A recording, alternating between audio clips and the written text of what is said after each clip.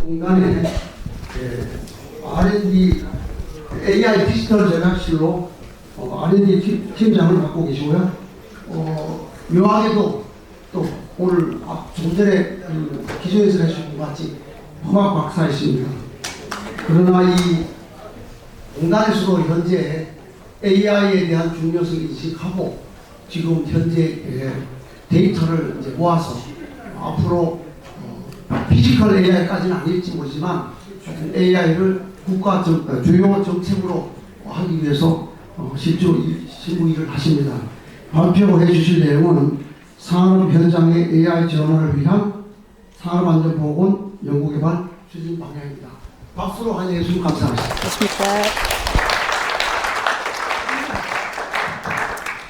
네, 안녕하십니까. 방금 인사드린 R&D 정책팀장을 맡고 있는 남인호입니다.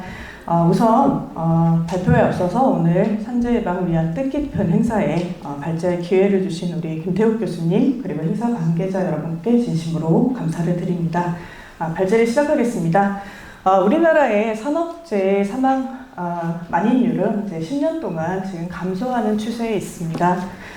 다만 그동안 앞서 발제했던 우리 권율 교수님 말씀하신 대로 우리 산업안전보건법 전부 개정이 이제 수급인 근로자들의 보호를 강화해왔고, 그다음에 중대재해처벌법이 경영 책임자에게 직접적인 안전보건 확보 의무를 부과하면서 재해 감소에 큰 영향을 준 것은 사실입니다. 하지만 최근 이 몇 년 동안은 우리 사망 만인율의 감소폭이 점차 이제 축소되고 있고 이렇게 사망재해 감소가 좀 정체되는 구간을 맞고 있어서 여전히 주요 선진국에 비해서 사망 만인율이 높은 실정입니다. 그래서 세부적인 우리 사망재해 내용을 좀 들어보면 전체 재해 60% 가까이가 50인 미만의 중소사업장에 집중이 되는 경향이 있습니다. 그리고 떨어짐, 끼임, 부딪힘과 같은 재래형 사고에서 전체의 57% 정도가 발생을 하고 있습니다. 그래서 이 산재 취약계층의 사망재해가 집중되는 특성을 갖고 있습니다. 또 한편으로는 이렇게 제한된 감독 인력으로 많은 다수의 중소규모 사업장들을 직접 지도 감독하는 데에는 이제 커버리지 감독의 이제 한계를 노정을 하고 있습니다. 그래서 이러한 부분들을 극복해 나가기 위해서 데이터 기반의 고위험 사업장을 예측하고 또 신기술 개발을 통해서 사고를 구조적이고 근원적으로 예방할 수 있는 기술을 개발하는 산재 예방의 패러다임 전환이 요구되는 시점입니다. 이와 동시에 이제 우리는 또 다른 변화에 직면을 하고 있는데요. 그것은 바로 이제 AI 기술이 산업 현장에 도입이 되고 있다는 것입니다. 그래서 이런 인공지능이 우리 센서, 로봇들과 결합을 해서 실제 물리적인 형태로 우리 근로자들과 직접 상호작용하는 시대에 진입을 하였습니다. 실제 좀 몇 가지의 사례를 들어보면 우리 미국의 BMW 공장에서는 이 피규어 AI라는 그 회사와 함께 피규어 2호 모델을 공장에 투입을 했습니다. 이 2호 모델의 특징은 뭐냐면 다자 유도가 가능한 관절의 형태를 갖고 있다는 겁니다. 그래서 이 다자유도라는 개념은 이제 보통 우리가 자유도라고 해서 XYZ축의 3차원의 관절을 가지고 작동할 수 있는 범위가 있는데 그 관절이 한 20개에서 30개가 이제 붙어 있는 것. 그래서 인간과 아주 유사한 형태의 동적 움직임을 보이는 것을 다자유도라고 하고 이 피규어 공이의 특징은 이런 다자유도 관절을 35개 정도를 갖고 있어서 매우 인간과 유사한 고난이도의 작업을 가능하게 한다라는 특징이 있습니다.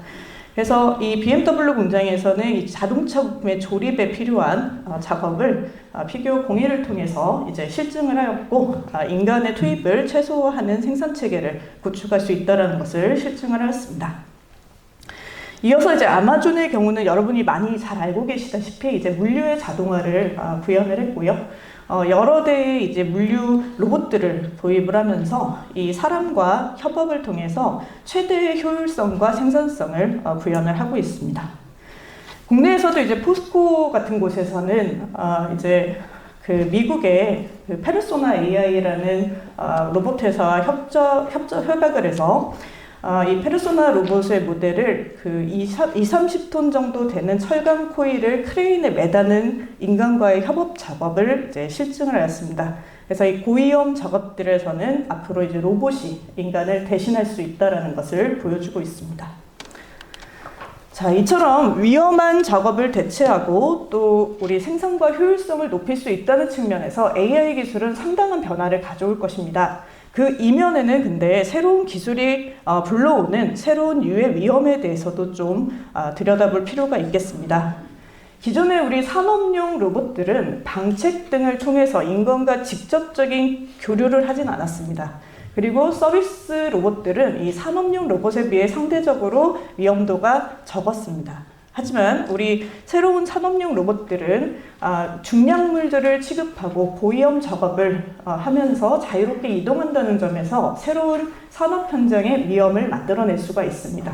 대표적으로 몇 가지의 케이스들을 좀 들어보면 일단은 그 사고회로 두뇌 쪽을 보겠습니다. 말씀드린 대로 이 휴머노이드 같으면 다자유도의 기술, 그 다음에 지식체계를 이용해서 추론을 해서 행동을 결정한다라는 측면에서 이 어떤 재해 발생의 그 지식체계가 부재한 경우에는 사람과 설비, 그다음에 환경 등의 이 고차원적인 상호작용의 맥락을 잘못 이해하는 경우에는 사람과 끼임, 충돌 등의 재해를 발생시킬 수가 있습니다. 또 그 몸체 균형 등에 대한 문제도 있습니다. 이동형 로봇이기 때문에 전원의 상실이나 이제 외부의 충격 같은 것들이 발생했을 때는 그 로봇이 넘어지는, 붕괴되는 그런 위험들이 발생할 수 있고 근로자에게 협업하는 동료 근로자에게 피해를 끼칠 수가 있습니다. 이어서 그 안전 기준과 보안의 문제입니다. 그 해외 범용 AI 모델들은 이제 국내 법규가 적절히 반영되기가 어렵고 이제 사업장에 정보들이 유출될 위험이 있습니다. 또 현재 이동식 산업용 로봇의 안전 기준은 금년 1월에 이제 IOS에서 그 표준을 만드는 위원회가 이제 결성되었고요. 28년도에 이제 그 표준을 발표할 예정입니다. 그런데 우리나라에서는 좀 선도적으로 이제 이 피지컬 AI를 발전시키기 위해서 현재 이제 과기부에서는 25년부터 28년까지 표준 아키텍처를 만들고 신뢰성의 기준을 만드는 작업을 하고 있고, 그다음에 우리 산자부에서는 그 로봇들을 이제 테스트벨을 만들어가지고 실증화하는 그런 R&D를 선도적으로 추진을 하고 있는 실정입니다.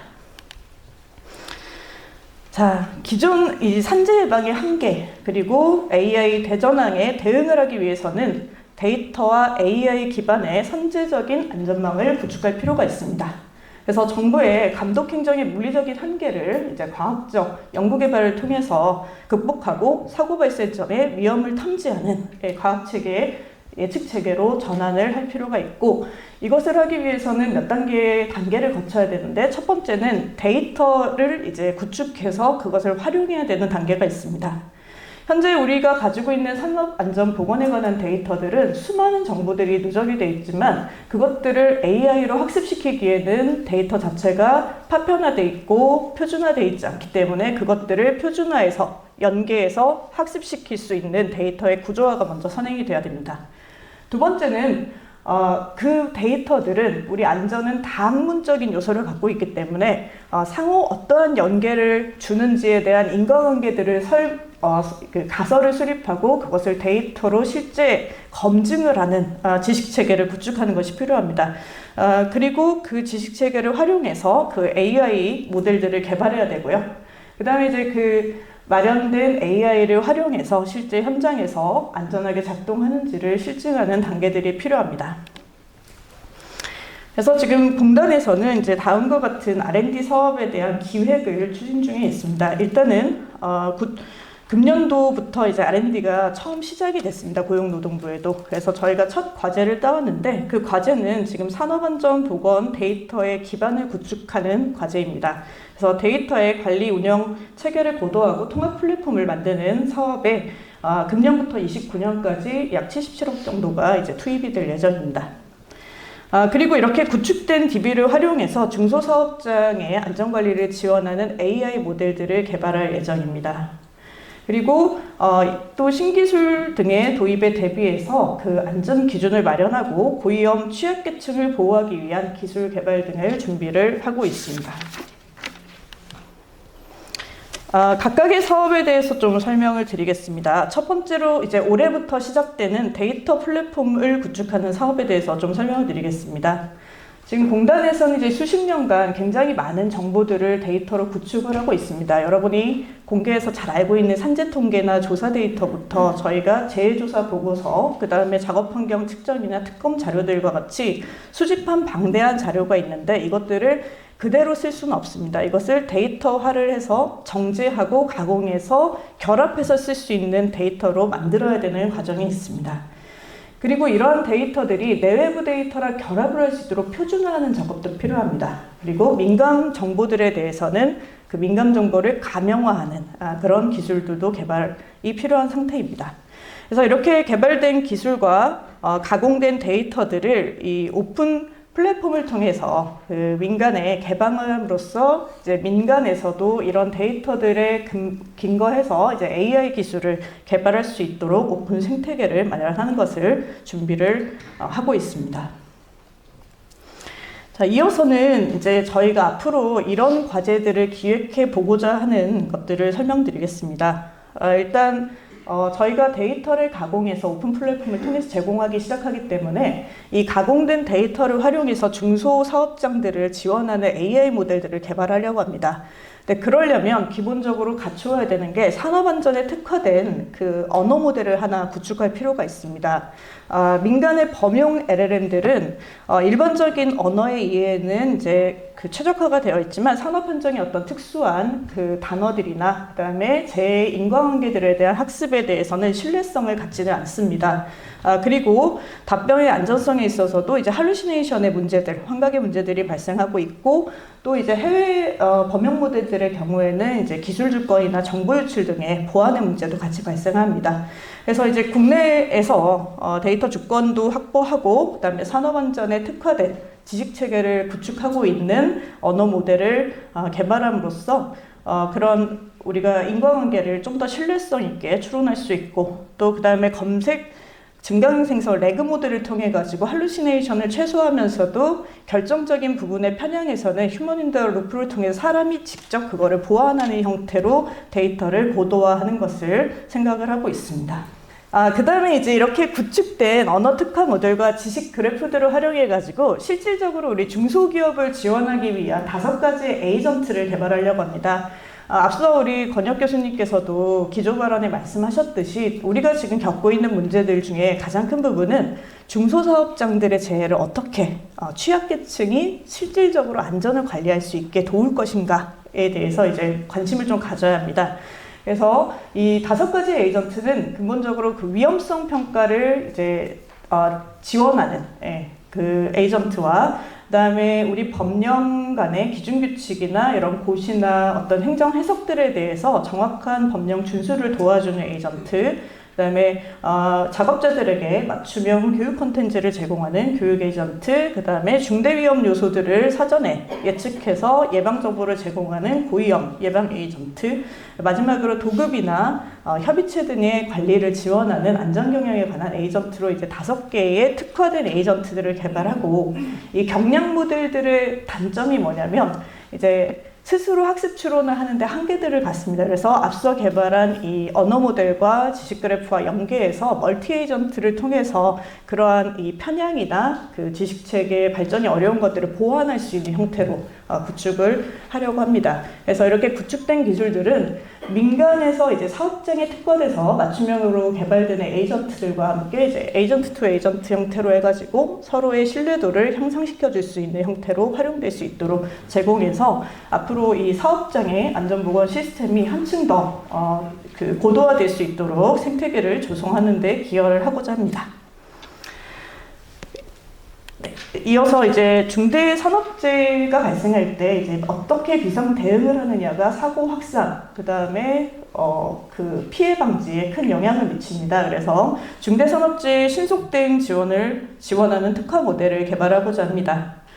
멀티모달 기술에 기반해서 실시간으로 위험을 탐지하고 그 위험에 가장 적합한 사고 대응 모델 시나리오를 제공함으로써 사고를 조기에 수습할 수 있도록 만드는 기술을 지원하고자 합니다. 그리고 이와 더불어서 이제 그 중소사업장에서 사후관리나 재발방지 보고서 등의 이렇게 법령상의 의무를 이행하는 게 어려움을 겪기 때문에 이런 것까지 한 번에 지원할 수 있는 원스톱 디지털 대응 체계를 구축하는 것을 준비하고 있습니다. 아마 이 부분이 이제 오늘 주제랑은 가장 근접할 것 같습니다. 여기서 이제 지능형 어플리케이션이라고 표현을 했는데 결국은 이제 AI를 활용한 생산 설비들을 이제 통칭하는 용어로서 생각해 주시면 되겠습니다. 그래서 이런 지능형 생산 설비의 도입에 대비해서 우리 안전 인증의 기준을 개발하고 위험성 평가의 도구를 만들어내는 작업들이 앞으로 필요해질 것으로 전망됩니다.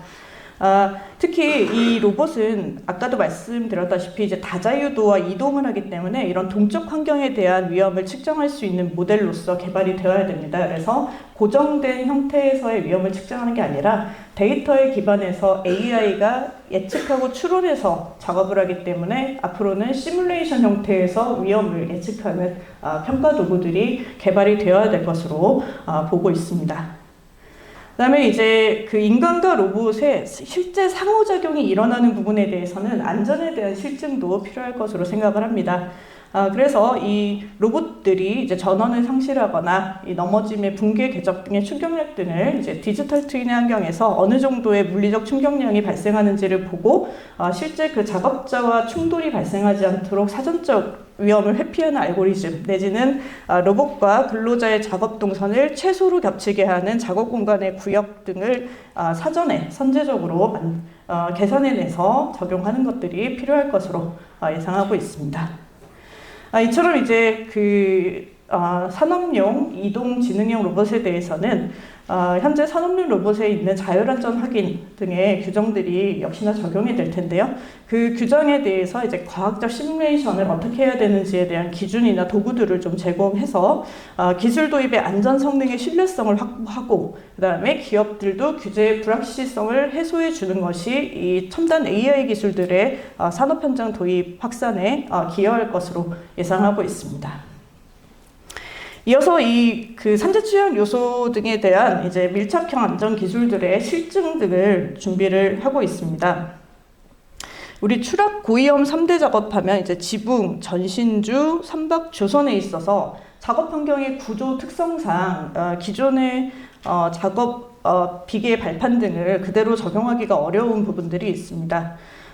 그래서 저희는 이런 취약계층에 대한 작업 구조물, 그다음에 안전 확보 기술 제품들을 결합해서 특화시켜서 개발하고 규제를 개선해서 현장에서 실용화할 수 있도록 연계하는 그런 형태의 안전 기술을 개발을 제시하려고 합니다.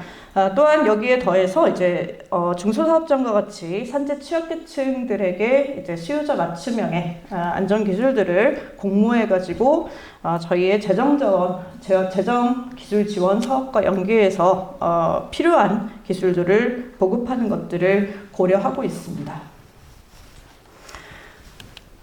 네. 지금까지의 우리의 안전은 처벌과 산재 보상이라는 어떤 사후관리적 측면에서 접근을 했다면 지금 현재의 안전 기술은 아직은 AI의 데이터나 이런 것들이 많이 부족하기 때문에 실시간 관제 그리고 아직은 오작동 오류에 대한 부분의 준비가 좀 덜 되어 있는 상태이긴 합니다. 하지만 이렇게 AI 도입을 위한 데이터 개방 그리고 예측과 선제 대응에 대한 기술이 마련된다면 향후에서는 AI가 사람 설비 환경에 상호작용의 인과관계를 추론해서 사전적으로 선제적으로 사고를 예측하고 지능형으로 예방해주는 기술들이 발달하게 될 것으로 전망합니다. 그리고 그를 통해서 우리가 데이터 기반의 위험 예측 그 다음에 맞춤형 정책 수립의 지원을 통해서 우리 주요 선진국들의 사고 사망 만인율이 목표인 0.29%밀리아드를 달성할 수가 있을 것으로 보고 있고요. 그 다음에 사회경제적으로 또 산업재해로 인한 조업의 중단, 보상, 법적 분쟁 등에 의한 33조에 달하는 손해를 절감하고 기업 경쟁력을 확보할 수 있을 것으로 생각합니다. 특히 이 AI 전환이 어려운 중소기업을 직접적으로 지원하는 에이전트 기술이라든지 그 중대재해 대응 모델들을 통해서 그 대기업과의 안전 격차를 해소하고 노동자의 생명과 건강을 보호할 수 있을 것이며, 그다음에 이런 지능형 솔루션 등을 통해서 기술 주권을 확보하고 시장을 창출할 수 있을 것으로 전망합니다. 네, 이상으로 발표를 마치겠습니다. 우리 남일호 팀장님께서 어떤 AI 시대의 구체적인 전환에 대해서 아마 청사진을 좀 보여주신 것 같습니다. 혹시 우리 청중들 분들 중에 혹시 질문이 있으신가요? 이 과제에 대해서? 발표하실 주제에 대해서 혹시 질문 있으신가요? 예, 포스코그룹의 안전혁 CTF 이창입니다. 오늘 설명 잘 들었고요. 전체적으로 산업안전 R&D 툴 포트폴리오 측면에서 보면 지금 저희가 AI 모델 1이라든가 2 정도 지금 저희 포스코 같은 경우는 AI 1 모델은 이미 진행했고 2에 한 절반 정도 가고 있는데, 실제로 지금 이 개발을 진행하면 어느 정도쯤에 개발이 저희가 활용할 수 있을까요?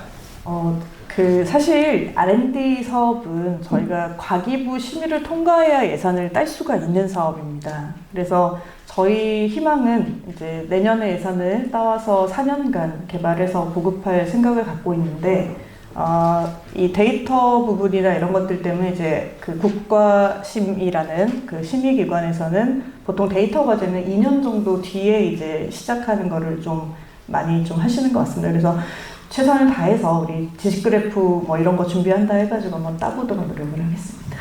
하게 되면 4년 정도 보시면 되겠습니다. 네, 발표 잘 들었습니다. 켄터피아 대표 박상입니다. 최근에 이재명 정부 이후에 모든 중기부, 산업부, 과기부 등등의 지금 제조안전에 관련된 과제들이 쏟아져 나오고 있는데요. 고용부에서도 R&D를 준비하신다는 건 굉장히 반갑습니다. 다만 이제 다른 부처하고 좀 비교가 되는 경우 데이터라고 생각하거든요. 그래서 아까 말씀하신 고용부에서 그간에 축적된 데이터들을 기반으로 해서 AI 에이전트나 이런 부분들을 개발하게 된다면 타 부처에서 어떤 단일화된 사업장이나 또는 제한된 규모의 사업장의 모델과는 확연히 다른 그런 품질의 고품질의 에이전트가 나올 거라고 기대를 하고 있어요. 다만 아까 말씀하셨던 데이터에 대한 개방성에 대한 부분은 실제 어디까지 공개를 하실 수 있는지 그 부분 좀 여쭤보고 싶습니다. 저희가 보유한 데이터들이 사업장의 정보나 근로자의 민감 정보들을 좀 갖고 있는 경우가 있습니다. 그래서 데이터를 개방하더라도 우리가 건강보험 데이터처럼 완전히 원데이터를 다 제공하지는 못할 것으로 짐작을 하고 있고요.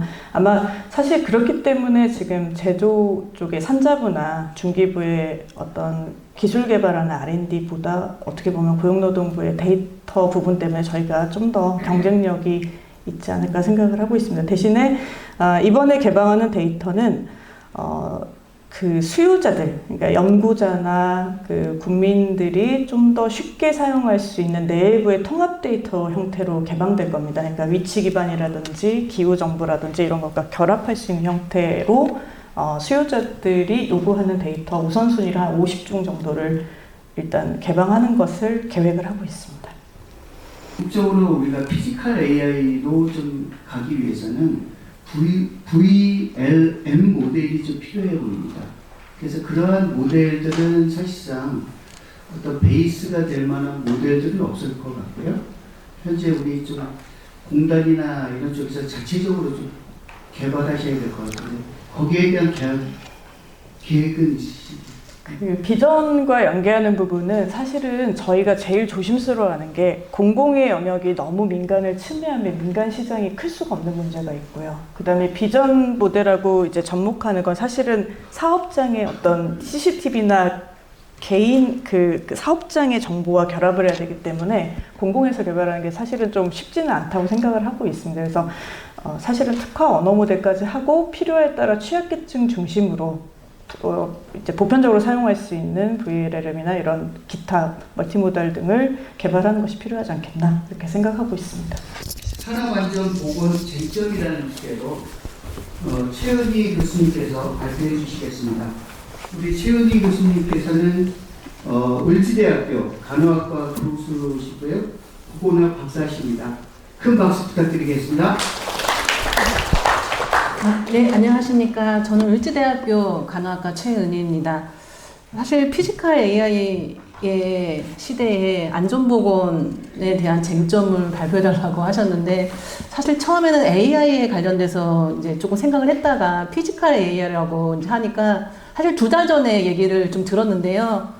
피지컬 AI가 어떻게 전개가 될지 아직 막막한 상황에서 안전보건까지 얘기를 하려고 하다 보니까 사실 너무 저한테는 좀 많이 어려웠습니다. 그래서 일단 여기에서는 산업 쟁점이라든가 이런 것도 좀 포함이 되게 될 것 같고, 인문사회 쪽에 윤리 문제라든가 이런 것들을 좀 포함해서 좀 말씀을 좀 드리도록 하겠습니다. 그래서 아까 남인호 차장님 얘기하신 부분은 굉장히 어렵고 사실 저에겐 굉장히 어려운 내용이었는데 조금 기초적인 부분이라고 생각하고 좀 들어주시면 좋겠습니다. 일단 이 부분은 다 아시니까 넘어가도록 하겠습니다. 그래서 삼성전자가 2030년까지 무인 AI 자율공장을 이제 설립하겠다라고 발표를 했는데, 현대자동차 같은 경우에는 이제 결국 도입이 되지 않는 걸로 발표가 되었더라고요. 그래서 노조에서 반발을 하면서 이제 도입이 되지 않는 걸로 했지만, 대통령께서 이미 시대를 거스를 수 없는 이제 얘기라고 말씀을 좀 하셨고요. 이제 그 부분에 대해서 인공 패러다임의 변화에 대해서 이제 이 부분이 좀 기초 부분인 것 같다는 생각이 좀 들긴 했는데, 저희가 사실 디지털 AI 부분에서는 데이터를 예측하고 이제 그 예측률을 조금 더 높이기 위해서 뭐 그 데이터 프로그램이라든가 이런 것들을 많이 썼다라고 하면, 생성형 AI에서 이제 2016년도에 알파고가 나오면서 이제 거기에서 빅데이터 부분이 좀 나왔습니다. 그리고 지금 챗부터 시작을 해가지고 노트북 LM, 그 다음에 클로드, 제미나이 이런 것들이 이제 많이 발전이 되면서 텍스트라든가 이미지까지도 넣어가지고 이걸 예측할 수 있다라고 해서 굉장히 이제 센세이셔널 했는데, 피지컬 AI는 거기에 몸이 덧붙여졌다라고 생각을 하시면 될 것 같습니다. 그래서 기계 플러스 이제 그 데이터가 지능까지 결부된 이제 몸을 얻은 그 이제 피지컬 AI가 나왔는데요.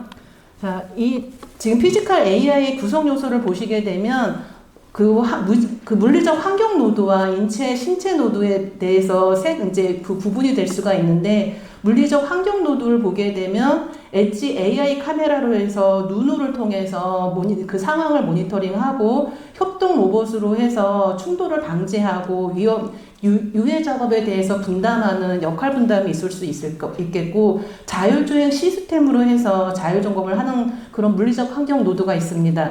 그 다음에 두 번째로는 인간 신체 모드로 해서 인간의 상황들, 그 다음에 그 심박 체온이라든가 근교울계 질환을 모니터링하는 시스템으로 구분할 수 있을 것 같습니다.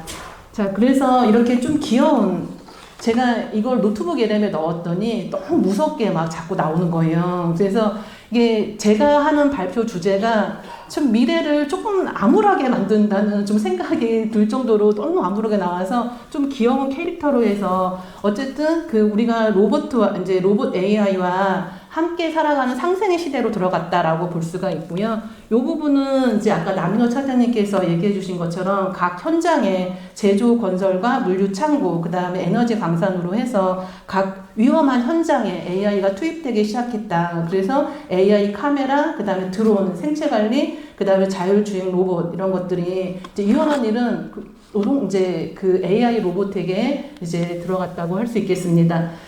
피지컬 AI 종류를 좀 보시게 되면 크게 휴머노이드 로봇과 그 다음에 자율주행 로봇, 그 다음에 웨어러블 외골격 로봇으로 볼 수가 있는데, 먼저 자율주행 그 물류 로봇을 보게 되면 창고나 공장에서 수수료 경로를 파악해서 물건을 옮긴다라고 볼 수 있고요. 아까 전에 말씀하신 것처럼 아마존의 프로테우스가 대표적인 예시라고 볼 수 있겠습니다. 그 다음에 웨어러블 외골격계 로봇 같은 경우에는 몸에 착용을 해서 근력을 보조받는 장치로 해서 무거운 물건을 들 때 신체의 부담을 줄여주는 로봇이라고 볼 수 있겠습니다.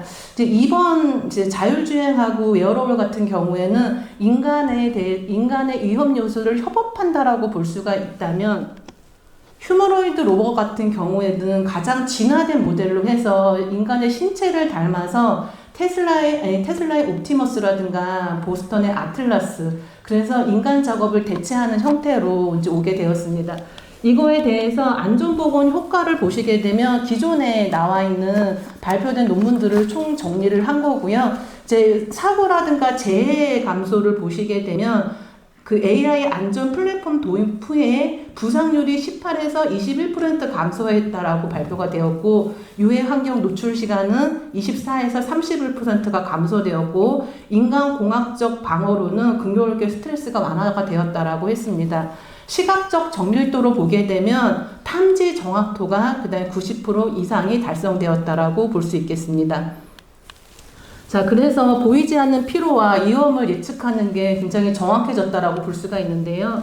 사실 AI, 그 피지컬 AI에 대해서 바라보는 관점이 긍정적인 것만 있는가라고 하는 거에 대해서 사실 요거는 제가 제일 걱정이 되는 건 고용에 대한 부분일 것 같습니다. 그래서 이 부분은 사실 안전보건하고 관련이 없을지는 모르겠지만, 여기 보시게 되면 AI를 채택을 하였을 때 노동 수요가 증가하는 부분과 노동 수요가 감소하는 부분으로 해서 모형도를 저희 문아람 전문가께서 2023년도에 이거를 예측을 하였습니다. 그래서 노동 수요가 감소하는 부분은 기계에 대한 일자리 대체가 되는 부분, 효율적인 업무, 비효율적인 업무 같은 경우에는 노동 수요가 줄어들지만 노동 수요가 증가되는 부분은 그 새로운 시장이 형성이 되고 효율적인 업무 복귀가 가능하다라고 예측을 하고 있습니다. 사실 근데 이거에 대해서도 조금 저는 걱정이 되는 게, 저희가 노동의 그 연령이 증가가 되고 있잖아요. 고령화가 되고 있습니다. 그래서 새로운 시장에 대해서, 새로운 AI에 대해서 이거를 받아들이는 속도가 저희가 얼마만큼 대처가 가능한가에 대해서는 조금 고민이 되는 부분이 있어서, 요거는 그냥 안전보건과 관련이 없지만 한번 좀 고민을 좀 해보는 의미로 넣어놨습니다. 자, 그래서 피지컬 AI 시스템을 이제 하게 되면 카메라의 눈, 그 다음에 밑에 촉각 센서, 그래서 인간의 오감을, 눈과 귀와 인간의 오감을 받아들여서 두뇌 같은 경우에는 데이터를 받아서 이거를 결정하는 시스템까지 연결하는 것으로 볼 수 있겠습니다. 자, 그런데 여기에서 보시게 되면 이거는 다른 표현이에요. 자, 관점을 다르게 가게 되면 데이터를 받고, 그 다음에 모니터링 오감을 통해서, 기계의 오감을 통해서 데이터를 받아서 결정하는 그 구조가, 그 다음에 데이터를 감시하고, 다른 관점에서는 감시하고, 통제하고, 그 다음에 자율성을 제어하는 그런 측면으로도 바라볼 수 있을 것 같습니다. 그래서 이걸 보게 되면 여기에서 기술의 발전과 안전보건의 틈이라고 해가지고 그 중간에 다리를 끊어 놓았는데요. 기술적 지표를 보시게 되면 알고리즘이 정확해지고, 그다음에 그 AI의 산업안전보건에 대한 아까 전에 남현 차장님께서 그 안전 그 지표를 정말 더 강화하겠다라고 얘기를 하셨는데, 정밀도는 높아지고 이제 하게 됐는데, 보건학적인 결과로 해서 산재 발생률을 감소하고 근교계 질환이 발병률이 저하고 장기 결핍률이 개선되는 거에 대해서 그 중간에 이제 의문점이 드는 부분이 있습니다. 그래서 예를 들면 이거 지금 여태까지 발표했던 결과들은 단기적이고 하나의 시스템에 대해서 평가했다라고 하게 되면, 이거를 장기적으로 갔을 때, 그 다음에 안전보건에 관련된 여러 가지 기계들이 동시에 접목이 되었을 때, 이제 이런 것들이 효과가 과연 있을 것인가, 이거에 대한 아직은 그 정확한 데이터가 나오지 않았다. 그렇다라고 한다면 모든 위험을 예측하고 모든 것들을 통제한다면 노동자는 진짜 안전하고 정말 건강하게 행복한 노동을 할 수 있을 것인가에 대한 의문이 계속 남을 수밖에 없다는 생각이 들고요. 그거에 대해서는 위험이 다시 다른 위험으로 전환되는 것은 아닌가라는 고민이 드는 부분이 있습니다. 자, 그래서 여기 지금 빛과 그림자로 해서 노트북 에덴에서 만들어준 거예요. 아주 너무 잘 만들더라고요. 그래서 여러 가지 AI를 통해서 이제 이 PPT 자료를 만들었는데, 이제 여기 좋은 점들은 아까 전에 이제 이렇게 여기에서 기대 효과로 해가지고 나왔는데 새로운 이어물을 보게 되면 지금 오감을 통해서 데이터를 수집하는 과정이 인간에게는 이제 오픈된 완전히 열린 환경에서 감시라는 형태로 들어온 거는 아닌가.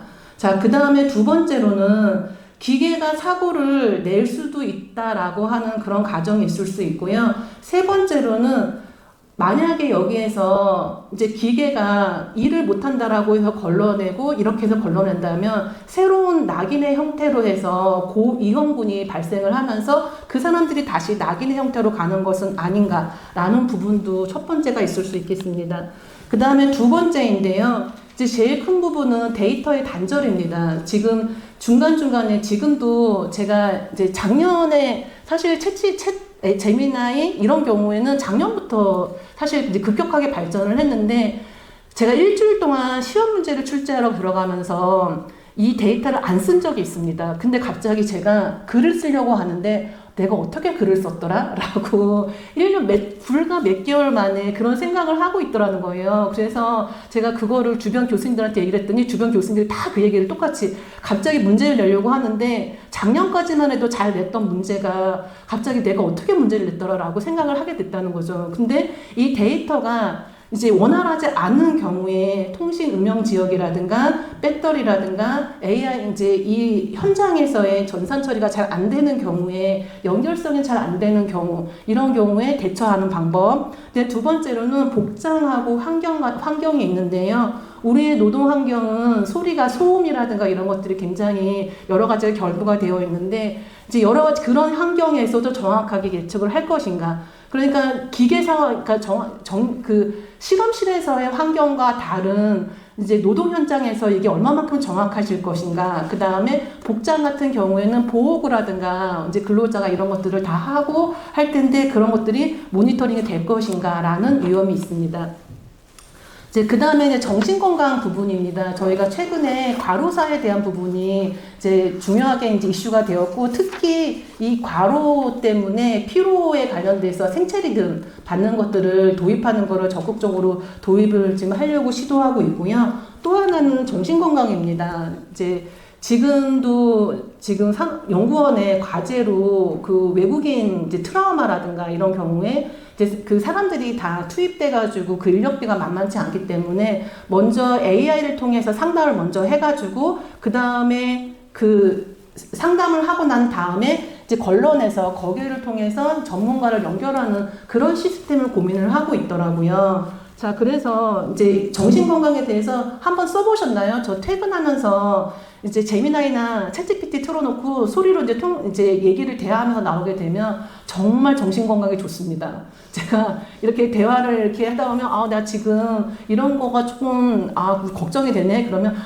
넌 할 수 있어. 넌 잘하잖아. 이런 얘기를 끊임없이 해요. 그래, 너 정말 힘들었겠다. 이런 얘기를. 사람이 들려주지 않는 말을. 그리고 제일 좋았던 건 뭐냐면, 내가 아무리 반복해서 물어봐도 AI는 똑같은 패턴으로 나에게 대답을 해준다는 거예요. 상대방은 사람들한테 물어보면 질문이 같이 반복이 들어가면 나중에 짜증을 내거든요. 한 2번, 3번만 들어가도. 근데 AI는 결코 그렇지 않습니다. 이제 그러다 보니까 AI하고 대화를 하면서 저도 한 몇 달 대화를 했던 것 같아요. 근데 대화를 하면서 중간부터 안 되겠다라고 생각을 했던 지점이 있습니다.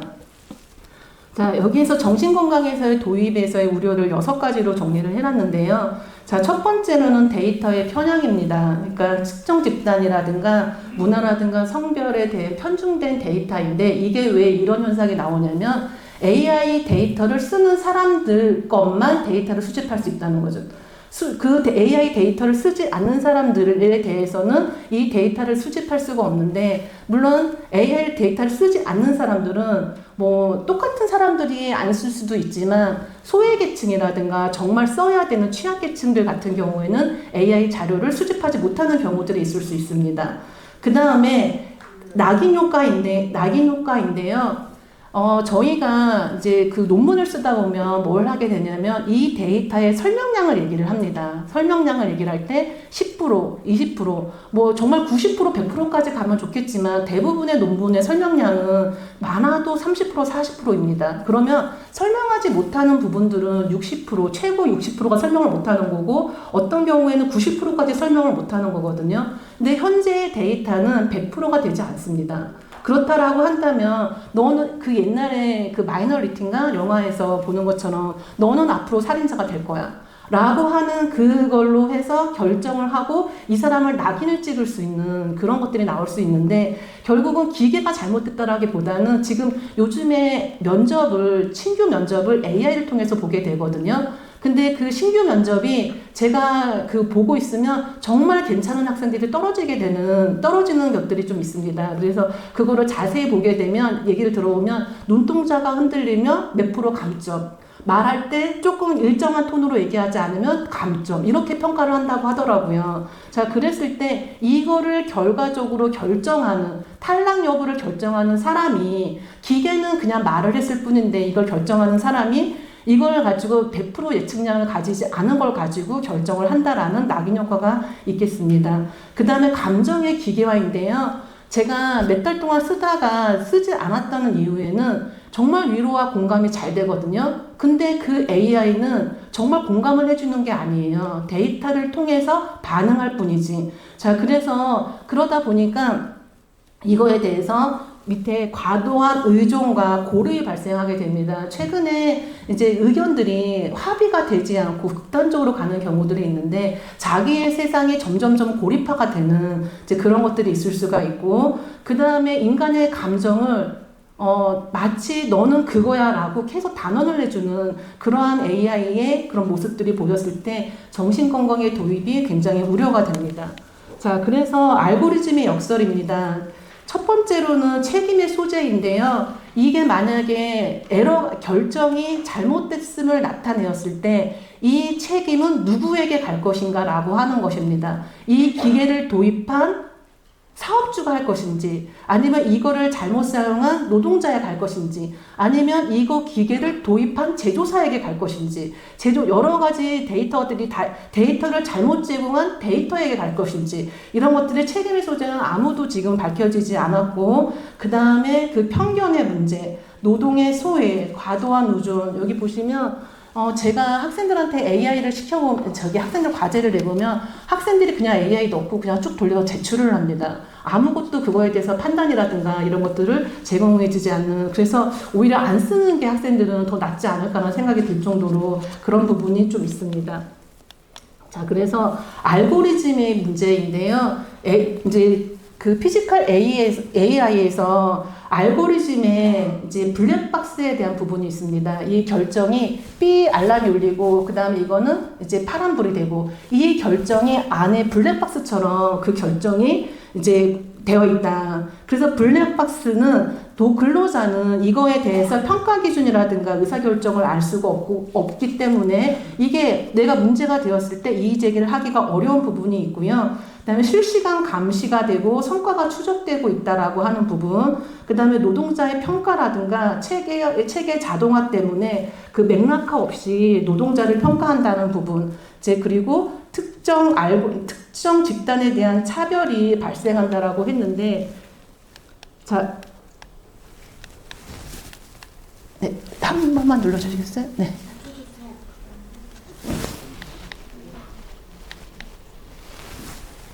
네. 자, 이거는 이제 그 지금까지 나온 논문에 대해서 이제 그 인문사회 쪽에서 가지고 온 걸 정리를 한 건데요. 우리나라에서는 AI가 핫 이슈이지만 과연 잘 살지 못하는 저소득 국가 같은 경우에는 AI는 정말 너무너무 먼 얘기이고요. 그다음에 외국인 노동자 같은 경우에도 마찬가지 상황입니다. 그러니까 여기에 2층에 존재하는 경우에는 대기업들 같은 경우에는 위험이 보호가 되는 그런 존재가 되지만 밑에 여기 중소기업이라든가 그 다음에 이주 노동자 아주 위험한 환경에서는 이것이 취약한 더 극빈화가 되는 위험의 양극화 현상이 점점점 커지게 될 것이다 라고 하는 그런 위험의 양극화가 나타날 것 같습니다. 자, 그래서 이거는 이제 지금 그 얼마 전에 이틀 전에 그 매일 노동 뉴스 매일 한국노총에서 이제 산업부에 이제 그거를 이제 반대한다라는 성명을 냈더라고요. 제조 안목지 AI 모델 사업에 대해서 안목지라는 거는 아마 다 아실 거라고 생각이 드는데 저는 몰라서 찾아봤습니다. 몰라서 찾아봤는데 그 노동자의 기술이라든가 이런 것들을 자동화시켜서 AI화시켜서 이것들을 다시 교육을 하겠다라고 하는 부분인데 이제 이런 부분들이 그냥 단순히 AI를 무조건 받아들이고 이렇게 하는 부분이 아니라 이제는 좀 사회적 합의가 필요한 때가 아닌가라는 생각이 들고요. 자, 그래서 여기에서 우리가 던져야 될 질문을 5가지를 한번 정리를 해보았습니다. 첫 번째로 AI의 기술 정확도를 넘어서서 이 정확도보다는 이 정확도가 정말 보건학적으로 건강이 그다음에 안전이 개선이 되었는가 이걸 검증했나라는 걸 하나를 검증을 해야 될 필요가 있고 두 번째로는 이런 감시가 그러니까 어떻게 보면 감시라고 표현될 수도 있을 텐데 이거에 대한 스트레스라든가 이런 것들이 중간에 상쇄할 만한 무엇인가가 존재하는지 세 번째로는 사고 모델이라든가 모델 오작종으로 해서 노동자에게 그게 책임이 돌아가지 않는 그러한 거버넌스가 있는지 네 번째로는 이 시스템 설계 단계에서 현장 노동자와 노조가 참여가 보장이 되는지 그다음에 마지막으로는 블랙박스에 대한 이 의사결정에 대해서 이거에 대해서 노동자 위험성을 평가하고 현장 상황에 따라서 노동자가 거부할 수 있는 이제 그런 것들이 마련이 되어야 되지 않을까 싶습니다. 자, 그래서 산업 현장에서의 피지컬 AI 도입은 노동자 참여형 설계와 그 다음에 투명하고 설명 가능한 왜 이게 알람이 울렸는지가 노동자가 이해하고 납득할 수 있는 것과 그 다음에 위험 상황이라든가 과도한 AI의 알람이라든가 이런 것들이 발생했을 때 근로자가 이런 것들을 주장할 수 있는, 반대할 수 있는 이런 것들이 권한이 같이 고려가 되어야 되지 않을까 싶습니다. 자, 함께 살아가는 마음이 AI를 생각하면 마음이 편안해지는 그런 시대를 꿈꿉니다. 네, 이상으로 맞은편 마치도록 하겠습니다. 네, 고생 많으셨습니다. 저는 제가 개인적으로 봤을 때 우리가 피지컬 AI가 고도로 발전할수록 아마도 보건에 대한 중요성이 더 강조되는 세상이 되지 않을까 하는 제 개인적인 생각입니다. 아까 최은희 교수님 질문이 없어서 제가 질문을 드리겠습니다. 우리 감시라는 것과 그 다음에 또 하나가 아까 어떤 문제를 말씀해 주시죠? 협업? 네? 협업인가요? 네.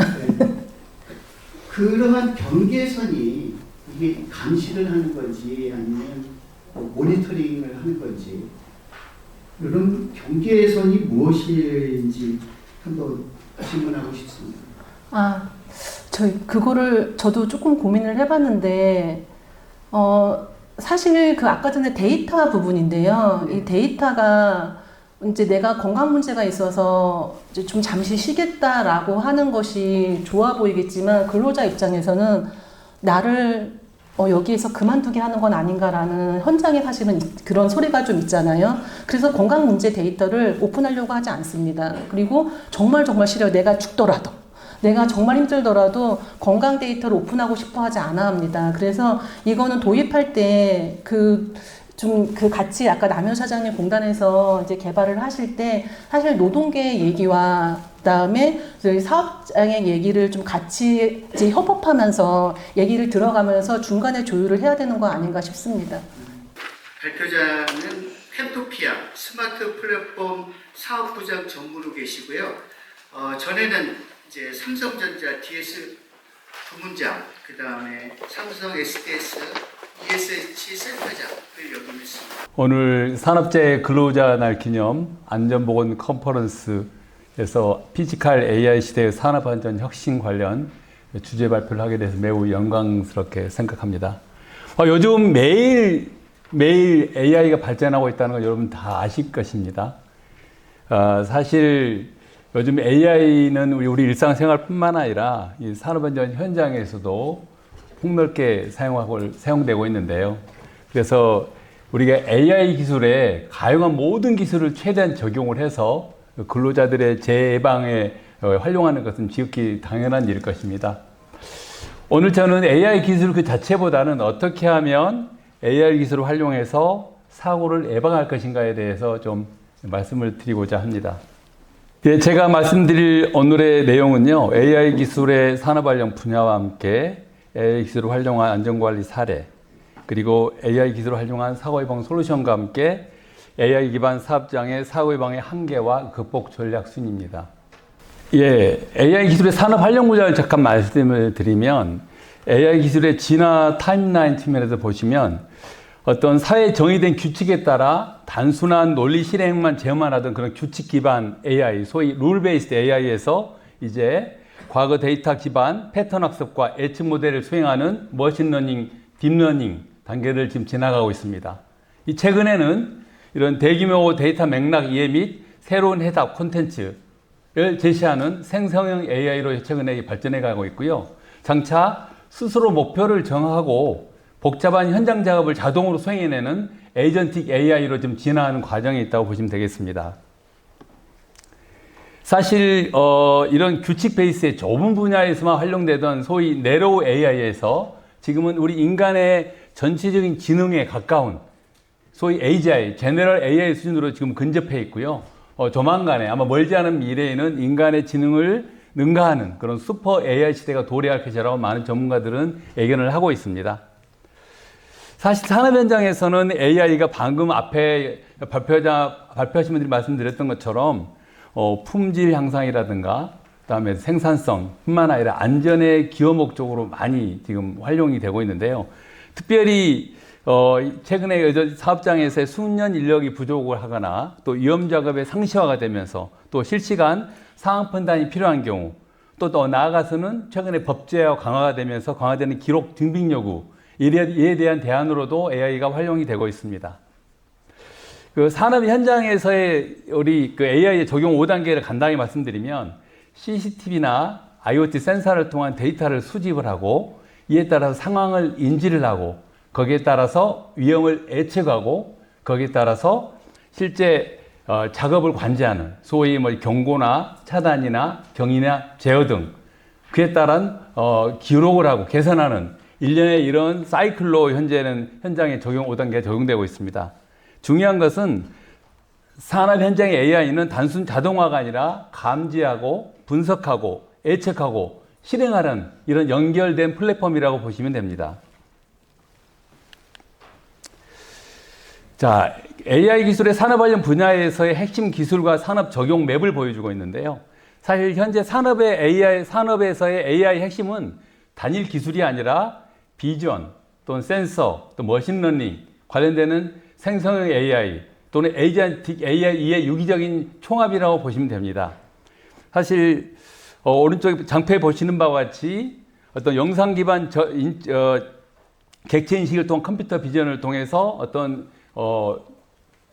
비정상적인 어떤 상황이나 비정상적인 어떤 이상 행동을 감지하는 이런 기술뿐만 아니라 온도나 농도 또는 진동이나 가속도와 같은 그런 IoT 센서를 통한 정상 범위를 이탈을 벗어나는 것에 대한 센싱하는 IoT 기술, 또 나아가서는 데이터 기반 예측 모델링을 하는 머신러닝, 또 하나는 최근에 생성 AI와 같이 거대 LLM과 같은 거대 언어 모델을 해석을 해서 거기 패턴을 예측하고 거기에 따라서 추론하고 거기에 따라서 텍스트를 제시하는 이런 생성 AI뿐만 아니라 앞에서 발표드렸던 것처럼 여기서 분석과 예측으로만 끝나는 게 아니고 실제 현장에서의 관제를 통해서 제어라든가 차단이라든가 격리라든가 경고라든가 이런 실제 물리적인 활동으로 이어지는 그래서 실제 숙련된 작업자와 같은 그런 역할을 하는 에이전틱 AI로 이렇게 발전해 가고 있습니다.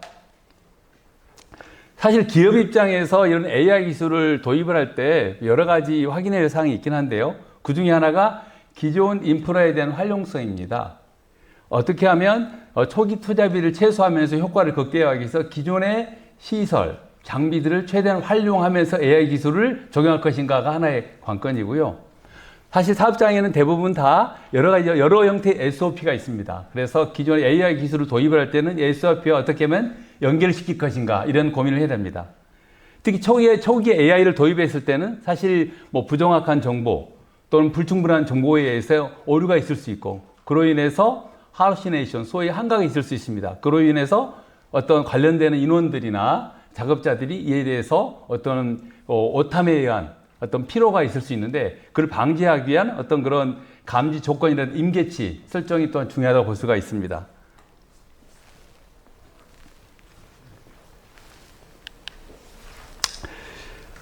다음 장표는 산업별 실제 활용 예시를 보여주고 있는데요. 실제 불량률 감소를 하기 위한 어떤 그런 비정 검사라든가 가동 중단을 최소화하기 위한 애지 정비나 공정 이상 감지 등 제조업에서 이런 것들이 이미 많이 활발하게 AI를 접목해서 활용되고 있습니다.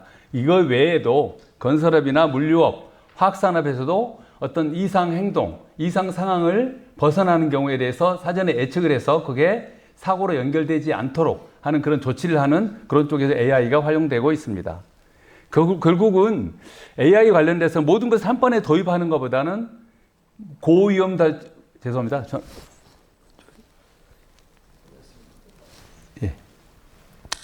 고위험도 작업 우선으로 특히 활용도가 검증된 기술, 또 하나는 기존 시설의 수용성이 높은 분야, 또 하나는 ROI, 소위 투자대 효과가 높은 분야에 우선적으로 AI 기술을 적용할 필요가 있습니다.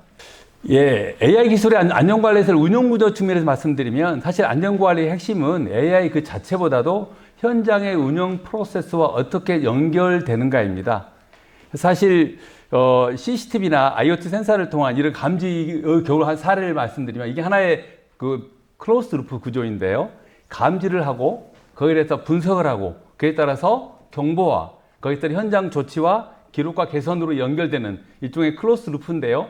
여기서 중요한 거는 실제 분석으로 끝나는 게 아니고 실제 피지컬한 액션으로 이어지는 이게 바로 피지컬 AI라고 보시면 되겠습니다. 그래서 사실 AI 기반 감지는 시작일 뿐입니다. 중요한 거는 현장의 빠른 조치와 피드백으로 연결된 것이 관건입니다. 다음은 실제 이제 지금까지는 산업별 전체적인 AI 기술을 말씀드렸다면 지금부터는 안전관리 관련된 쪽에서의 AI 기술 적용 사례를 말씀을 드리고자 합니다. 예를 들어 제조업 같은 경우에 어떤 열화상이나 비전, 복합 센서를 통해서 이상 온도를 감지하고 거기에 따라서 가동 즉시 중단을 하거나 그에 따른 제어를 하는 이런 쪽에 제조업에서 활발하게 활용이 되고 있고요. 그 외에도 건설업, 물류업, 화학에너지에서도 그런 이상 범위를 벗어난 경우에 대한 어떤 분석과 함께 적절한 조치를 하는 그런 쪽으로도 안전 쪽으로 AI 기술이 많이 활용되고 있습니다. 특이사항은 실제 외국인 근로자가 많이 근무하는 그 사업장 같은 경우에 실제 언어 장벽으로 인한 안전 수칙을 오인을 하거나 작업 지시 오류가 있을 수 있는데 특히 이거에 대해서 현장 언어나 전문 용어까지도 학습을 시켜서 동시에 다국어로 실시간 통번역이 가능한 그런 엔진도 최근에 개발되고 있습니다. 그래서 실제 모바일 기반으로 해서 외국인 근로자와 어떤 소통함으로써 업무의 활용은 뿐만 아니라 안전에도 기여하고 있는 이런 솔루션도 지금 출시되고 있습니다. 중요한 것은 위험을 얼마만큼 빨리 보고 거기에 따라 선제적으로 움직이게 하는 것, 이게 바로 AI 기술의 관건입니다. 실제 안전관리 방식의 전환을 AI 기술 전후를 비교해 보면 감지 시점이 전통적으로는 사고 발생 후 사후 확인이었다면 지금의 AI 기술은 실제 사고로 연결되기 직전, 소위 하인리 그 도미노 발생인에서 말하는 것처럼 이상 불안전 행동이나 불안전 상태, 소위 이상 징후를 사전에 패턴 학습을 통해서 인식을 하고 그래서 사고로 연결되기 전에 적절한 조치를 관제실을 통해서 조치하는 이런 쪽에서의 큰 차이가 있다고 볼 수가 있습니다. 대응 속도 측면에서도 기존에 어떤 이벤트가 발생했을 때 전화나 구두에 의한 지연 전파 또는 부정확한 전파가 있었다면은 이제는 AI를 통해서 즉시 현장에 경보를 통해서 정확하고 신속하게 전달할 수가 있습니다. 이 외에도 교통이나 교육이나 소통 또는 기록 증빙 차원에서도 AI는 안전관리 목적으로 활발하게 사용되고 있습니다. 예, 이번 장표는 AI 기술을 활용한 이제 사고 예방 솔루션을 몇 가지 좀 말씀을 드리고자 합니다. 그 중에 첫 소개는 현장 관리 통합 솔루션 닥터 SOS인데요. 사실 저희 캠토피아라는 회사는 환경, 안전보건뿐만 아니라 화학물질, 온실가스 관련된 쪽에서의 컨설팅과 함께 그 관련되는 솔루션을 제공하는 그런 기업입니다. 사실 시장에는 이런 그 컨설팅만 전문적으로 하는 기업 또는 솔루션만 전문적으로 기업은 많습니다만 저희 캠토피아처럼 해당 특정 도메인 분야, 화학물질이나 안전보건 환경, 온실가스 관련된 쪽에서의 컨설팅과 함께 그에 대한 솔루션을 제공하는 그런 기업은 흔치 않습니다. 저희 캠토피아에는 사실 닥터 CMS, MSS 이와 같은 굉장히 많은 솔루션이 있고요. 그 중에 하나가 닥터 SOS라는 솔루션입니다. 이 닥터 SOS라는 솔루션은 AI 비전 기반 실시간 위험 감지를 하고 관제하는 시스템이라고 보시면 됩니다. 실제 이런 이상 상황, 위험한 행동이나 위험 상황을 감지했을 때 이런 AI 학습을 통해서 기존의 시스템보다 훨씬 빨리 센싱을 해서 적절하게 조치로 연결되게 함으로써 사고로 이어지는 것을 방지하는 그런 솔루션이라고 보시면 됩니다. 이 관련해서 저희들이 이상 상황을 감지하는 솔루션을 크게 보면 화재나 연기 감지 또는 작업자의 갑자기 쓰러진 감지 또는 안전모 미착용 검출 또는 위험 설비에 접근을 하거나 위험 지역에 접근하는 경우 이런 것들에 대해서 일종의 이상 행동, 이상 상황인데 이런 것들을 센싱하는 기술을 보유하고 있습니다. 중요한 거는 이런 위험한 상황을 센싱하는 정확도인데요. 소위 신뢰도가 볼 수 있는데 이 신뢰도가 관건입니다. 사실 저희 화재나 연기 감지의 경우에도 수많은 데이터, 약 250여만 정의 이런 학습 데이터를 통해서 실제 불꽃 감지 같은 경우에 3년 전 초기 모델보다는 약 175% 정도의 정확도가 향상이 되었고 연기 감지 같은 경우도 약 100% 정도 이상의 그런 정확도가 향상이 되었습니다.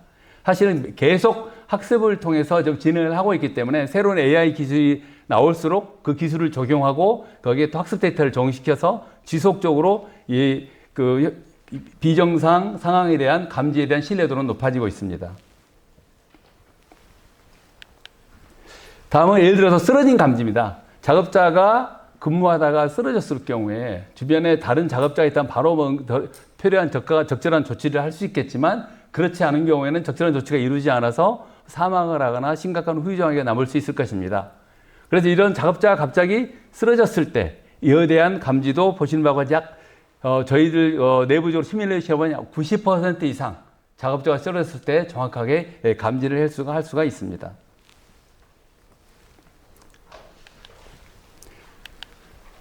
다음은 안전모 미착용 감지인데요. 사실 이제 건설 현장, 제조에서도 안전모를 착용하는 경우가 있습니다만 실제 안전모를 착용해야 되는 사업장에서 착용하지 않았을 때에 대한 감지율은 대략 안전모를 착용해야 되는데 안 했을 때는 약 95% 정도의 지금 정확도를 보이고요. 또 하나는 안전모 아닌 다른 모자를 착용했을 때에 대한 정확도는 약 91%. 아직은 좀 미흡하지만 지속적인 학습을 통해서 검출률은 계속 개선되고 있습니다.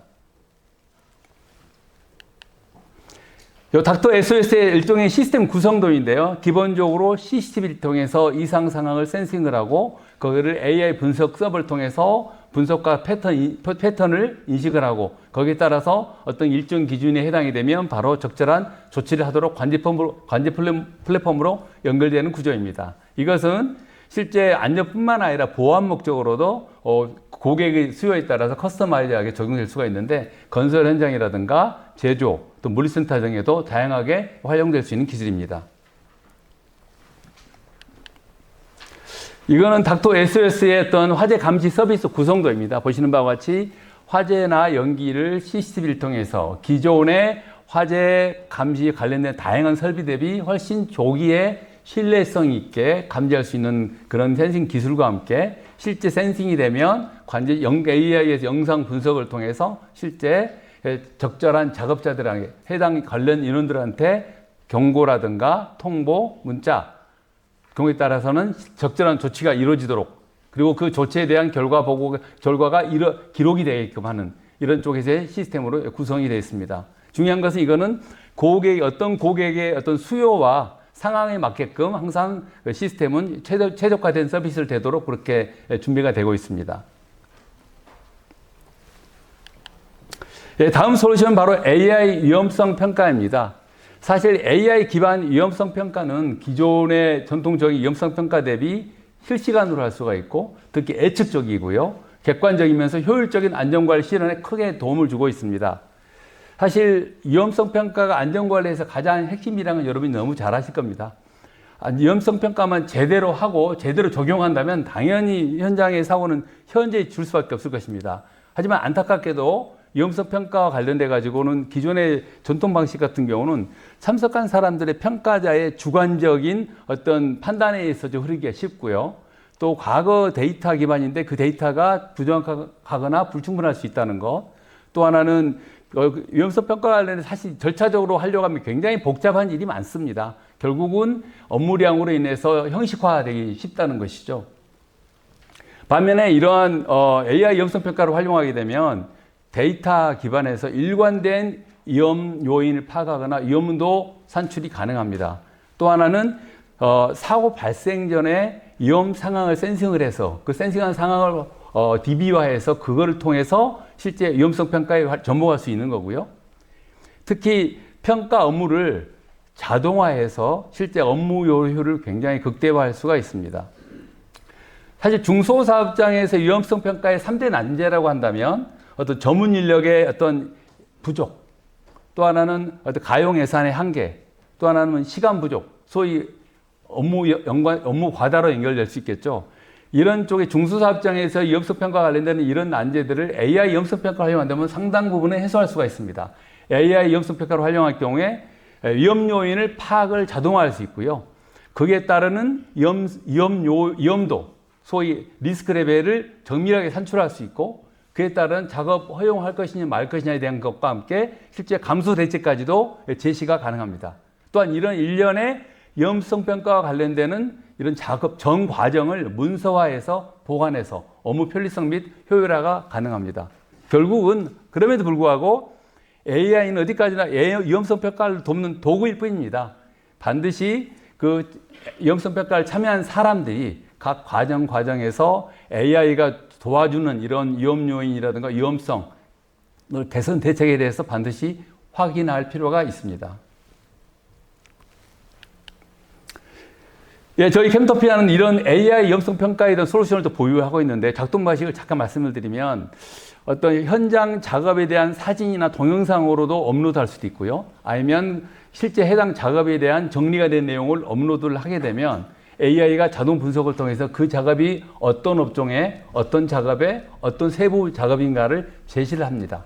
그러면 실제 위험성 평가를 수행한 사람은 그거를 확인을 하고 거기에 따라서 정보에 대한 제시된 정보에 대한 가감을 하고 그러면 다시 AI가 그 작업에 관련되는 위험 요인을 도출을 해줍니다. 그 위험 요인 도출 관련 다시 한번 그 참석한 사람들이 확인을 해주면 다시 거기서 또 리스크 레벨 위험도 산출을 해주고요. 위험도 산출에 따라서 실제 작업을 허용할 거냐 불용할 거냐 거기에 따라서 감소될 때까지도 제시가 가능한 이런 형태로 AI 위험성 평가가 구성이 되어 있습니다. 당연히 빈도 강도법뿐만 아니라 4대 지원평가 방식을 지원을 하고요. 그래서 사업장에서는 해당 사업장 특성에 만큼 지원평가 방식을 선택을 할 수 있습니다. 오른쪽에 화면은 실제 그 AI 위험성 평가의 일부 화면을 캡처해서 보여드리는 건데요.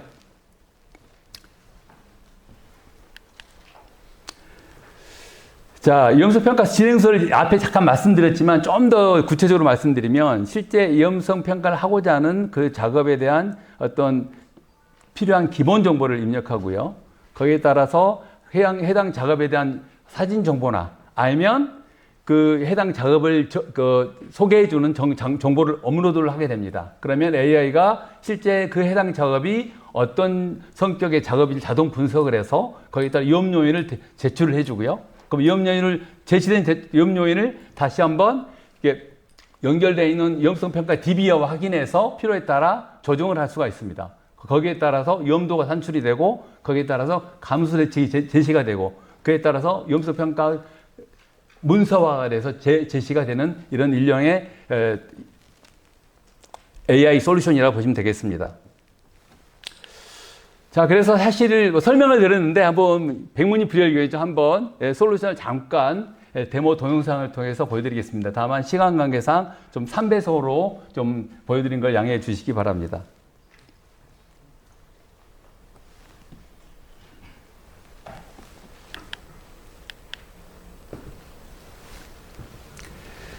예, 보시는 화면은 이제 아까 말씀드렸던 일련의 단계를 좀 3배속으로 돌리다 보니까 좀 약하게 나오는데요. 해당 필요한 정보를 입력하고 확인하고 이런 프로세스가 이렇게 AI 위험성 평가를 통해서 자동으로 진행이 되는 그런 솔루션입니다. 이 솔루션에는 당연히 가장 큰 재산이 바로 위험성 평가 DB입니다. DB를 통해서 이런 모든 AI 위험성 평가가 이루어지는 거거든요. 그래서 위험성 평가에 관련되는 약간 10개 업종의 약 17,200여 개의 세부 위험 작업을 DB화해서 각 작업 항목별로 어떠한 위험성이 있는지, 어떤 위험용이 있는지, 그 감수 대책이 어떤 게 바람직한 건지를 제시를 하게 되어 있습니다. 그러면 실제 위험성 평가에 참여한 사람들은 그 위험성 평가 제시된 내용을 가지고 실제 중간중간에 확인하는 절차가 필수적입니다. 이 내용은 보시다시피 법에서 정하는 위험성 평가 결과서의 한 양식으로 산출물입니다. 다음 솔루션 바로 AI 외국인 근로자 통번역 솔루션. 브랜드 이름은 안전다통입니다. 사실 여러분 잘 아시다시피 최근에는 외국인 주민이 약 270만 명 시대라고 합니다. 그만큼 어느 사업장을 가거나 제조업 사업장 같은 경우는 특히 중소사업장에는 외국인 근로자를 쉽게 볼 수가 있습니다. 사실 외국인 근로자는 언어의 소통의 이슈도 있지만 또 숙련도도 부족하고요. 또 안전의식도 좀 상대적으로 낮을 수 있고 그로 인해서 또 상대적으로도 위험한 업종이 많이 좀 투입이 되고 그래서 사망 마인율이 아주 높습니다. 2023년도에 사망 마인율을 보면 우리나라 0.39인데요. 외국인 근로자의 사망 마인율은 1.21, 약 3배 이상 외국인 근로자가 사망 마인율이 높습니다. 여러 가지 이유가 있겠지만 그 중에 하나가 바로 언어의 불충분한 소통이라 보고 있습니다. 뭐 아시겠지만 최근에 신정부에서는 외국인 근로자가 사업장에 사망할 경우에 해당 사업장에 대해서는 외국인 근로자를 추가로 3년간 고용을 제한하겠다 이런 강력한 규제 방안을 내놨습니다. 다시 말씀드리면 외국인 근로자를 채용한 중소사업장에서 외국인 근로자 사망한 경우가 발생한다면 경우에 따른 사업을 정말 정리해야 될 그런 위기에도 봉착할 수 있다는 것입니다. 그래서 저희 캠토피아는 관련해서 안전다통이라는 실시간 AI를 활용한 통번역 시스템을 개발했습니다. 이거는 실제 현장에 사용되는 어떤 공굴이나 오한마 같은 그런 은어뿐만 아니라 전문 용어까지 다 학습을 해서 통역에, 번역에 오류를 최소화했습니다. 특히 현장에 실제 외국인과 활동해야 되는 TBM이나 각종 안전회의라든가 교육 쪽에 활용되는 각종 양식도 프로세스화해서 활용할 수 있게 했고요. 특히 그 외국인 근로자와 고용 관련된 어떤 소통을 했을 때 그에 대한 증빙자로 쉽게 할 수 있게끔 어떤 솔루션화했고 특히 참여를 쉽게 할 수 있게끔 굳이 외국인 근로자가 그 어떤 관련 앱을 설치 안 해도 QR로만 찍고 들어와서도 바로 그 소통의 루프에 들어올 수 있게끔 그런 솔루션을 저희들이 개발했습니다.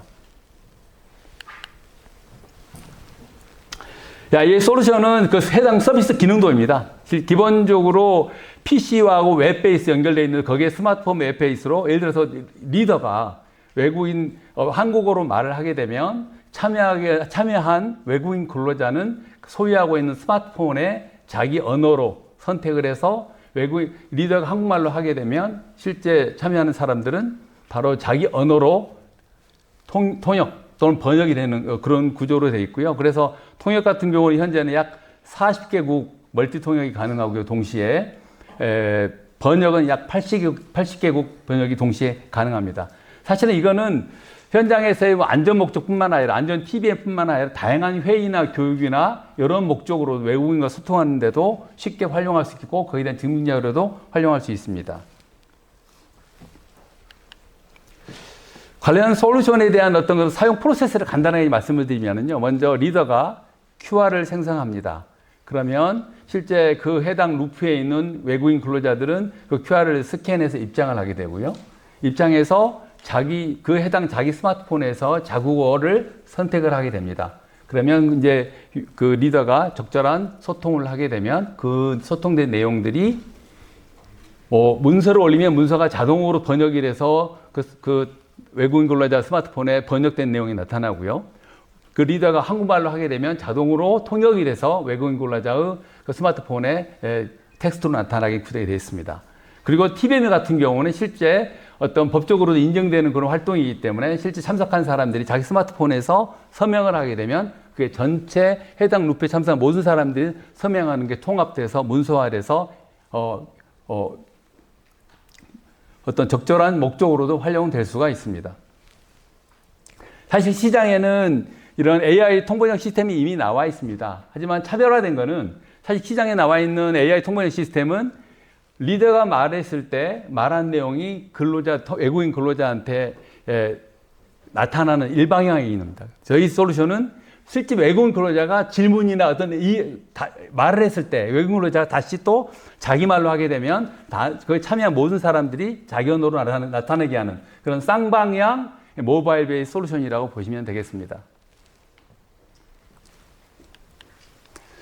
이것도 마찬가지로 한번 그 데모 동영상 한번 보여드리도록 하겠습니다. 마찬가지로 3배속으로 보여드리겠습니다. 안전 가통에 대해 설명드리겠습니다. 이걸 지워야겠네. 안전 가통의 사용자가 로그인을 하고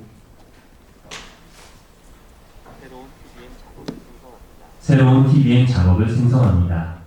작업 생성 버튼을 클릭하고 작업 자료 업로드를 위한 자료 선택 버튼을 클릭합니다. TBM QR코드를 생성하여 참여자가 스캔 접속할 수 있도록 합니다.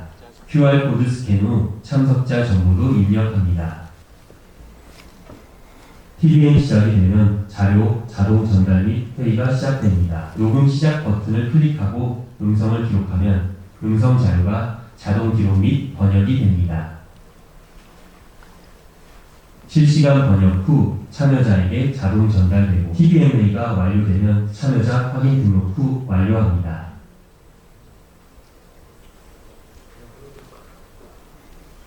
TBMA 종료가 되면 웹 시스템에서도 내역이 조회됩니다. 감사합니다.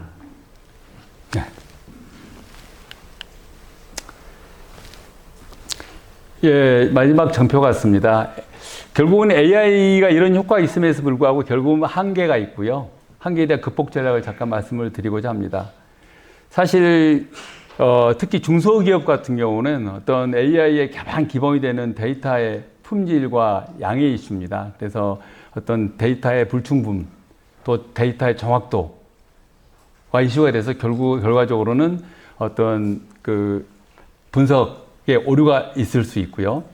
또 하나는 통제된 어떤 실험실 수준과 함께 사실은 현장은 분명히 적용해야 될 현장과는 분명히 괴리감이 있을 수가 있습니다. 또 AI는 당연히 중요한 게 사전에 학습된 데이터에 대해서는 익숙하지만 학습되지 않은 돌발 상황 같은 경우는 예외로 에러가 날 수가 있습니다.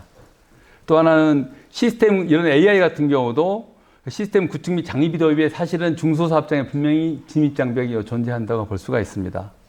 또 하나는 실제 어떤 우리 작업자와 연관되는 쪽의 AI 기술이라면 작업자들은 어떤 감시받는다는 쪽의 어떤 인식 또는 새로운 AI 시스템에 대한 거부감이 있을 수 있다는 것이죠.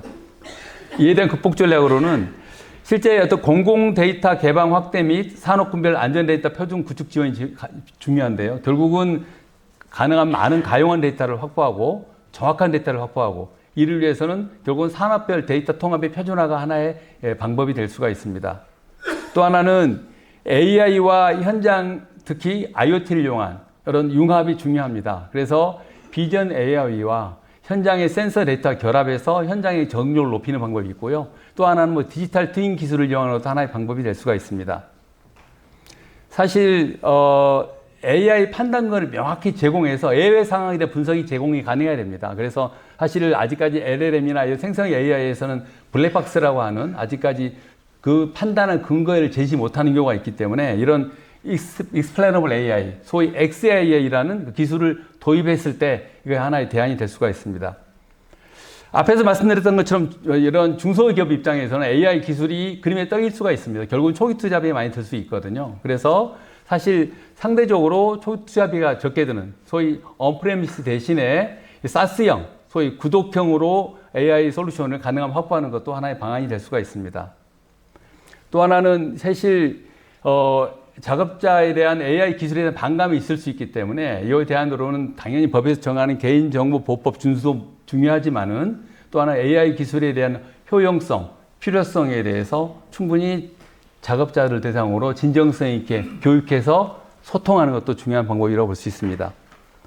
결국은 AI에 대한 기초 사고 예방은 어떤 AI 기술 그 자체보다도 그 관련되는 데이터, 관련된 현장의 적용, 관련된 사람들의 통합을 통해서만 실질적인 성과를 낼 수가 있다는 것입니다.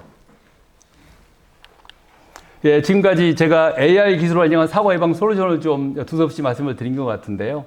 사실 지금의 세대는 AI가 워낙 혁신적으로 진화를 하고 있기 때문에 이 흐름을 저희들이 거스를 수는 없는 것 같습니다. 오히려 이 큰 시대의 흐름에 거부를 한다면 오히려 우리는 이 시대, 현대 문명 시대에 어떤面도태가 될 수 있거든요. 중요한 것은 오히려 AI 기술을 활용해서 어떻게 하면 우리 사고 예방 쪽으로, 우리 필요한 도구로 활용할 것인가입니다.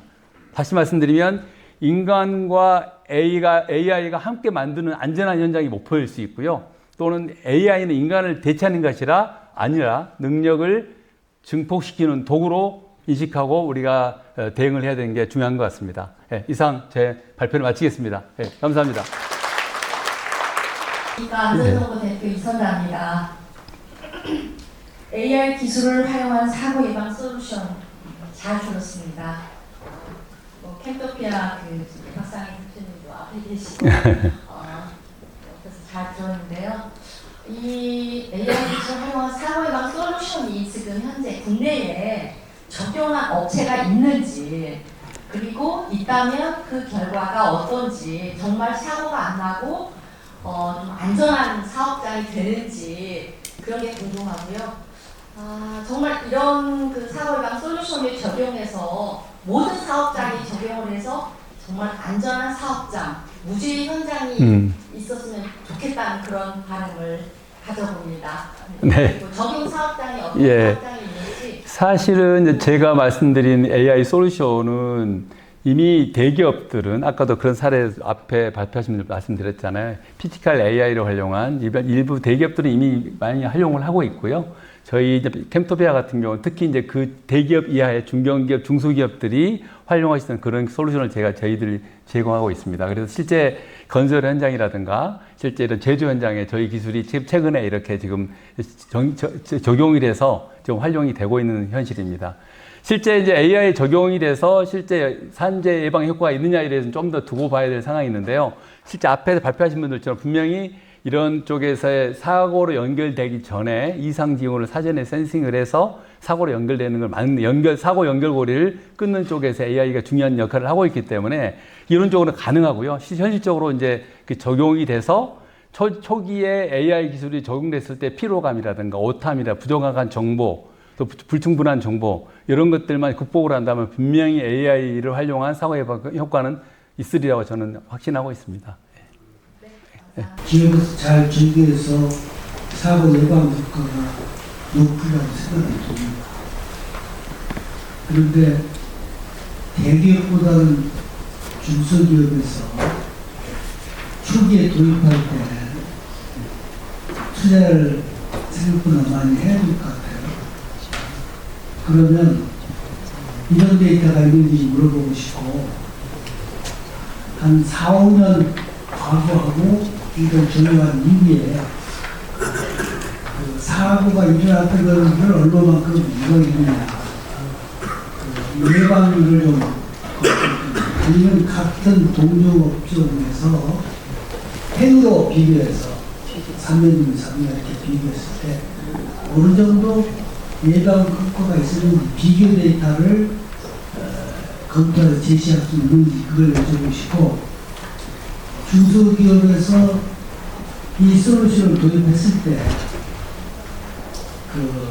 몇 년이 지나면 투입한 돈의 효과가 나타나느냐. 예. 거의 한 2, 3년은 그 효과가 그렇게 투자한 효과를 거두어 올릴지도 모릅니다. 5년이 지났는지는 3년 지나면 질문하고 싶고, 또 하나 질문은 아까 능력을 증폭시키지 사람을 추천하지 않는다고 그러는데, 내가 사자니까 돈은 안전요원이 3명 있으면 2명은 화해하고 1명만 남겨놓을 것 같아요. 그 도입. 실제로 그런 일이 벌어질 것 같은데. 네. 안 그렇습니까? 예, 답변을 드릴게요. 먼저 이제 크게 솔루션은 아실 분들은 잘 아시겠지만 세상에 쉽게 말씀드리면 이제 구축형과 구독형이라는 컨셉이 있습니다. 소위 이제 구축형을 on-premise라고 하고요. 이제 구독형을 우리가 사스형이라고 하는데, 사실 이제 대기업들은 이미 예산과 조직과 인력이 충분하기 때문에 먼저 걱정을 해서 거기에 투자를 해서 이미 오늘 소개해드린 솔루션 그 이상의 어떤 솔루션을 확보가 있는 대기업들은 많이 있습니다. 중요한 거는 이제 말씀하신 대로 중소기업들은 그런 예산의 여유가 있지 않고 그렇기 때문에 사실은 초기 투자비가 많이 드는 그런 on-premise보다는 사스형을 하는 게 당연히 바람직할 겁니다. 아까 말씀하신 대로 ROI 컨셉, 그러니까 Return on Investment 면에서 이게 얼마만큼 투자했을 때 효과가 있느냐에 대해서는 앞으로 그게 숙제입니다. 사실은 이제 AI가 막 활성화를 해서 앞서가는 기업은 이제 막 투자를 해서 이런 AI 기술을 접목을 하고 있지만, 이걸 정확하게 투자해서 벌써 이게 투자비를 뽑아내라고 하기에는 이른 감이 있습니다. 왜냐하면 AI 기술을 접목해서 정확하게 바로 아웃풋을 나오려면 그게 들어가는 과거 데이터 학습을 통해서 이론을 추론을 하고 패턴을 인식해서 거기에 따라서 피지컬 A로 연결된다면 거기에 사용되는 데이터가 많아야 되거든요. 또 정확해야 되거든요. 근데 과연 중소기업들이 정말 많은 데이터를 가지고 있고 많은 정확한 데이터를 갖고 있냐? 현실은 그렇지 못합니다.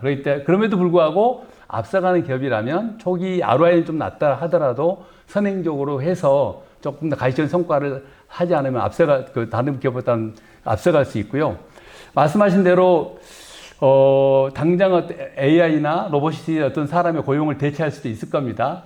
반면에 그 기업은 AI를 활용한다면 과거에 예를 들어서 3사람을 써서 100이라는 매출을 냈다면, 반면에 AI를 활용한다면 간단하게 말씀드리면 AI를 활용하면 한 사람을 줄이더라도 오히려 매출은 100억, 200억을 할 수 있을 겁니다. 그럼 다시 말하면 더 사업이 커지기 때문에 더 많은 사람을 고용할 수도 있다는 것이죠. 이게 단순 논리긴 합니다만, 그런 변수가 많이 있기 때문에 그런 쪽으로 긍정적으로 보시고 AI 기술을 활용해서 어떻게 하면 우리 사업장의 안전사고 예방 목적으로 남들보다 선행적으로 이 솔루션을 제공해서 좀 앞서갈 것인가, 이런 쪽에 많은 고민이 좀 필요한 것 같습니다. 예. 조화조 회장님은 사단법인 한국감성안전진흥회 회장이시고요.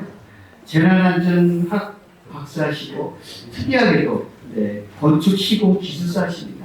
디지털 전환 시대의 기술적 패러다임을 넘어선 심리적 안녕과 공동체 기여의 K 안전 모델, 감성 안전 모델을 소개해 드리도록 하겠습니다.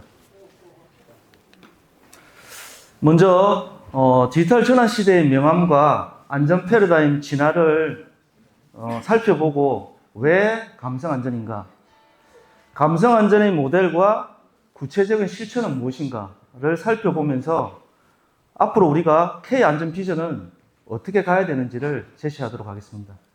본 발표는 단순한 안전 기술을 소개하는 것이 아니라 디지털 시대에 인간의 마음을 움직이는 감성 안전 철학과 실천 방법론을 제시합니다. 첫 번째 챕터입니다. 디지털 전환 시대에 AI가 현장의 위험을 실시간으로 감지하고 로봇이 사람을 대신해 고위험 작업을 수행하면서 산업안전의 수준을 한 단계 끌어올렸습니다. 하지만 동시에 이런 인지 복잡성과 디지털 피로라는 새로운 위험도 커지고 있죠. 그래서 지금은 기술을 도입하는 것만큼이나 그 기술 속에서의 인간의 판단력과 회복력을 지키는 일도 매우 필요합니다. 안전 패러다임 진화를 살펴보면 시드니 데크는 2000년 이후를 안전 문화와 레질리언스 엔지니어링 시대로 이야기를 합니다. 그러면서 시스템 안전 속에서의 인간을 솔루션으로 바라봐야 된다고 이야기를 하죠. 에릭 홀라겔은 기술의 시대인 세이프티 1을 지나서 안전관리의 시대인 세이프티 2로 진화했다고 이야기를 합니다. 그러면서 지금은 인지 복잡성의 시대에 인간의 행동에, 안전 행동에 주목해야 된다고 이야기를 합니다. 안전 패러다임은 이런 기술 중심의 패러다임에서 인간 중심의 패러다임으로 진화했습니다. 안전은 오랫동안 통제와 원인 분석, 그리고 시스템의 결함을 찾는 방식으로 발전해 왔죠. 하지만 현장에서는 기술과 규제로 설명되지 않는 부분이 점점 더 커지고 있죠. 사람의 판단과 신뢰, 감성이 안전을 좌우하는 시대가 열리고 있습니다. 그래서 이제 우리는 인간을 위험 요소로 볼 게 아니라 문제를 풀어내는 솔루션으로 다시 정의해야 합니다. 기술이 발전할수록 안전은 더 좋아질 거라고 보이지만 현실은 그렇지 않습니다. 인지 복잡성의 시대에는 정보 폭발과 알람 피로, 그리고 자동화에 대한 과도한 의존이 겹치면서 오히려 사람의 인지 한계가 먼저 드러나고 있죠. 디지털 피로와 인지 저하는 기술 문제가 아니라 인간의 심리 문제입니다. 결국 산업안전의 핵심은 기술도 중요하죠. 하지만 그 기술을 받아들이는 인간의 판단력과 회복력을 동시에 함께 설계해야 된다는 것입니다. 안전은 더 정교해졌습니다. 정작 그 중심에 사람은 자꾸 뒤로 밀려나기 쉽죠. 하지만 실제로 안전을 움직이는 것은 규정만이 아니라 사람의 행동이고 사람의 감정이며 사람들 사이의 신뢰입니다. 그래서 우리는 인간 중심의 안전으로 귀환해야 합니다. 인간의 역량과 감성을 안전의 핵심 자원으로 활용하고 더 나아가 마음을 움직여 자발적인 안전 문화를 만드는 통합적인 접근이 필요한 거죠. 두 번째 챕터는 왜 감성 안전인가입니다. 감성이란 무엇인가? 임마누엘 칸트는 감성을 외부 세계에서 우리가 오감 이전에 받아들이는 이 직관력이라고 이야기를 했습니다. 심리학에서는 이 감성이 인지와 판단, 행동까지 이어지는 출발점이라고 봅니다.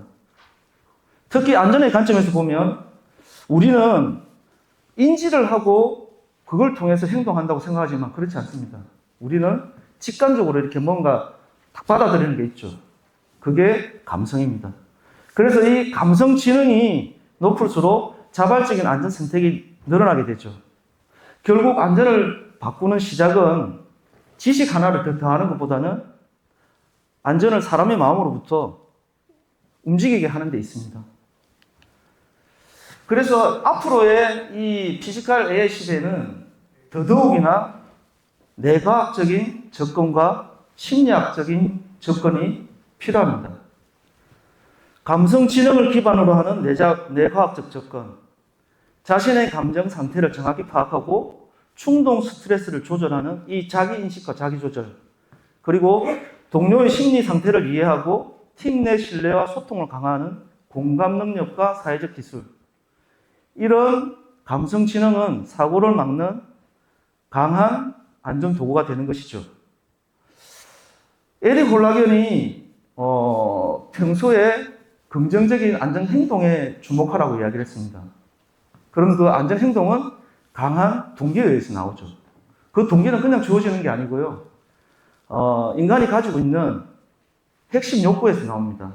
아들러의 공동체 심리학에서는 나는 이 조직에 있어도 좋다는 이런 소속감, 그리고 내가 이 공동체에서 뭔가 기여하고 있다는 공허감에서 자발적인 행동의 핵심 엔진이 나온다는 겁니다.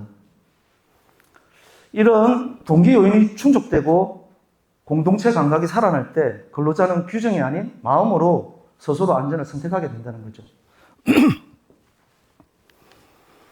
왜 안전 동기일까요? 자녀들에게 게임을 못하게 하면 공부를 할까요?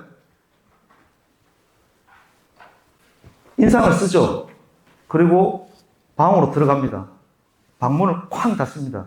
그리고 공부를 할까요? 불을 끄고 침대에 눕죠.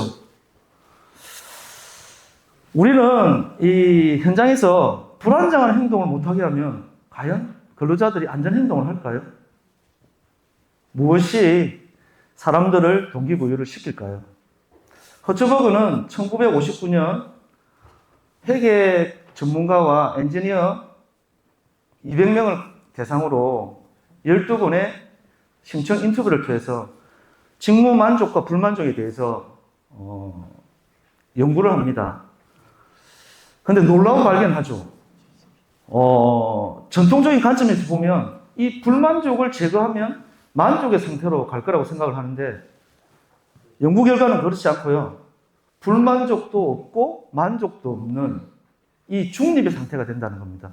그러면 이 만족의 상태로 가려고 그러면 별도의 강력한 동기가 필요한 거죠. 이 회사를 계속 옮기고 회사를 그만두는 이 이직에 대한 문제를 허츠버그는 그런 강한 동기를 내는 거는 그냥 우리가 임금을 많이 올려주고 직책을 올려주고 이런 게 아니라는 거죠. 성취감과 인정감, 책임감 이런 게 필요하다는 거죠. 우리가 현장에서 불안정한 상태하고 불안정한 행동을 제어한다고 해서 자발적인 안전을 만들 수가 없습니다. 동기 요인을 자극하는 감성 안전이 있어야 되는 거죠. 그동안 우리는 안전 장비와 규정처럼 이런 불만족을 예방하는 위생 요인에 많은 힘을 쏟았지만 그것만으로는 자발적인 행동을 만들어내지 못합니다. 이 허츠버거가 말하는 진짜 변화는 이 안전에 대한 책임감 그리고 공동체에 대한 공헌감 이런 동기 요인이 살아날 때 시작됩니다. 결국 안전은 기술과 지식만의 문제가 아니라 사람이 스스로 안전을 선택하게 만드는 이 동기를 어떻게 하면 끌어내느냐의 문제인 것이죠. 이 동기 요인을 감성 안전으로 연결시킬 수 있습니다. 이 불안정한 상태와 불안정한 행동을 제거하는 건 기본이죠. 그리고 그 다음 책임감과 공헌감 같은 동기 요인을 감성 안전 교육과 문화로 채워야 합니다. 그래야 근로자는 단순히 해야 하는가가 아니라 하고 싶어서 안전을 선택하게 되죠. 결국 강제된 안전이 아니라 스스로 선택하는 자발적인 안전 문화가 완성되는 것입니다. 세 번째 챕터는 감성 안전 EMBS 모델과 실천입니다. EMBS 감성 안전 모델. E는 Emotional Intelligence, 감성 지능입니다. 자신과 타인의 감정을 인식 조절하는 능력으로 위험 상황에서 냉정한 판단을 유지하죠.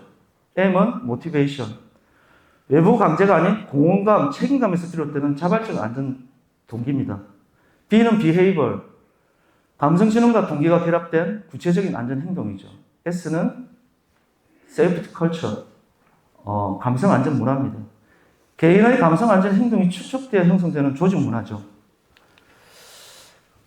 EMBS는 감성 지능으로 자발적인 동기를 일깨워서 안전 행동과 안전 문화로 만드는 통합 모델로 규칙이 아닌 마음의 움직임이 핵심인 것입니다. 단순히 안전 규정을 더 잘 지키자는 이야기가 아닙니다. 먼저 감성 지능으로 자신과 타인의 감정을 읽고 그 안에서 자발적인 동기가 살아날 때 비로소 안전 행동이 자연스럽게 나오게 되는 것이죠. 그리고 그 행동들이 반복되고 축적되면서 현장에는 규칙보다 더 강한 안전 문화가 자리 잡게 됩니다. 그래서 EMBS는 이론이 아니라 현장에서 실제로 작동하는 선순환 시스템이라고 볼 수 있습니다. 감성 안전을 조금 더 구체적으로 보기 위해서는 모델 3가지와 실천 사례 6가지를 가지고 더 구체적으로 좀 알아보도록 하겠습니다. 첫 번째 교육 모델입니다. 조직 심리학자 킴벨은 직무 행동 모형을 이야기를 하면서 지식, 기술, 동기가 하나도 빠지면 행동으로 발현되지 않는다고 이야기했습니다. 기존의 우리 안전교육은 안전지식과 안전기술에 많은 역량을 쏟아부었죠. 그러나 이 안전동기에 소홀했기에 안전행동으로 나타나지 않았습니다. 감성지능을 기반으로 하고 이 아들러의 공허감을 기반으로 하는 감성안전 교육을 통해서 안전동기를 일깨운다면 기존의 안전교육과 조화를 이루어 안전행동에 의해서 재예방이 가능한 모형이죠. 두 번째는 안전동기 모형입니다. 감성 기반의 안전교육이 안전동기로 어떻게 구현되는지를 12가지의 솔루션을 제시합니다. 그 솔루션으로 동기부여, 감성기술, 감성학장을 통해서 안전문화 지수가 향상되고 직무 스트레스가 저감되고 심리적 안정감을 향상되는 모형이죠. 세 번째 모형은 안전문화 모형입니다. 그럼 이런 안전지식, 안전기술의 안전동기에 선행 변인이 무엇이 있을까요? 그거는 2가지인데요. 첫 번째는 개인 특성입니다. 개인 특성은 사실 변화시킬 수가 없습니다. 없다기보다는 어렵죠. 이건 DNA 같은 것이죠.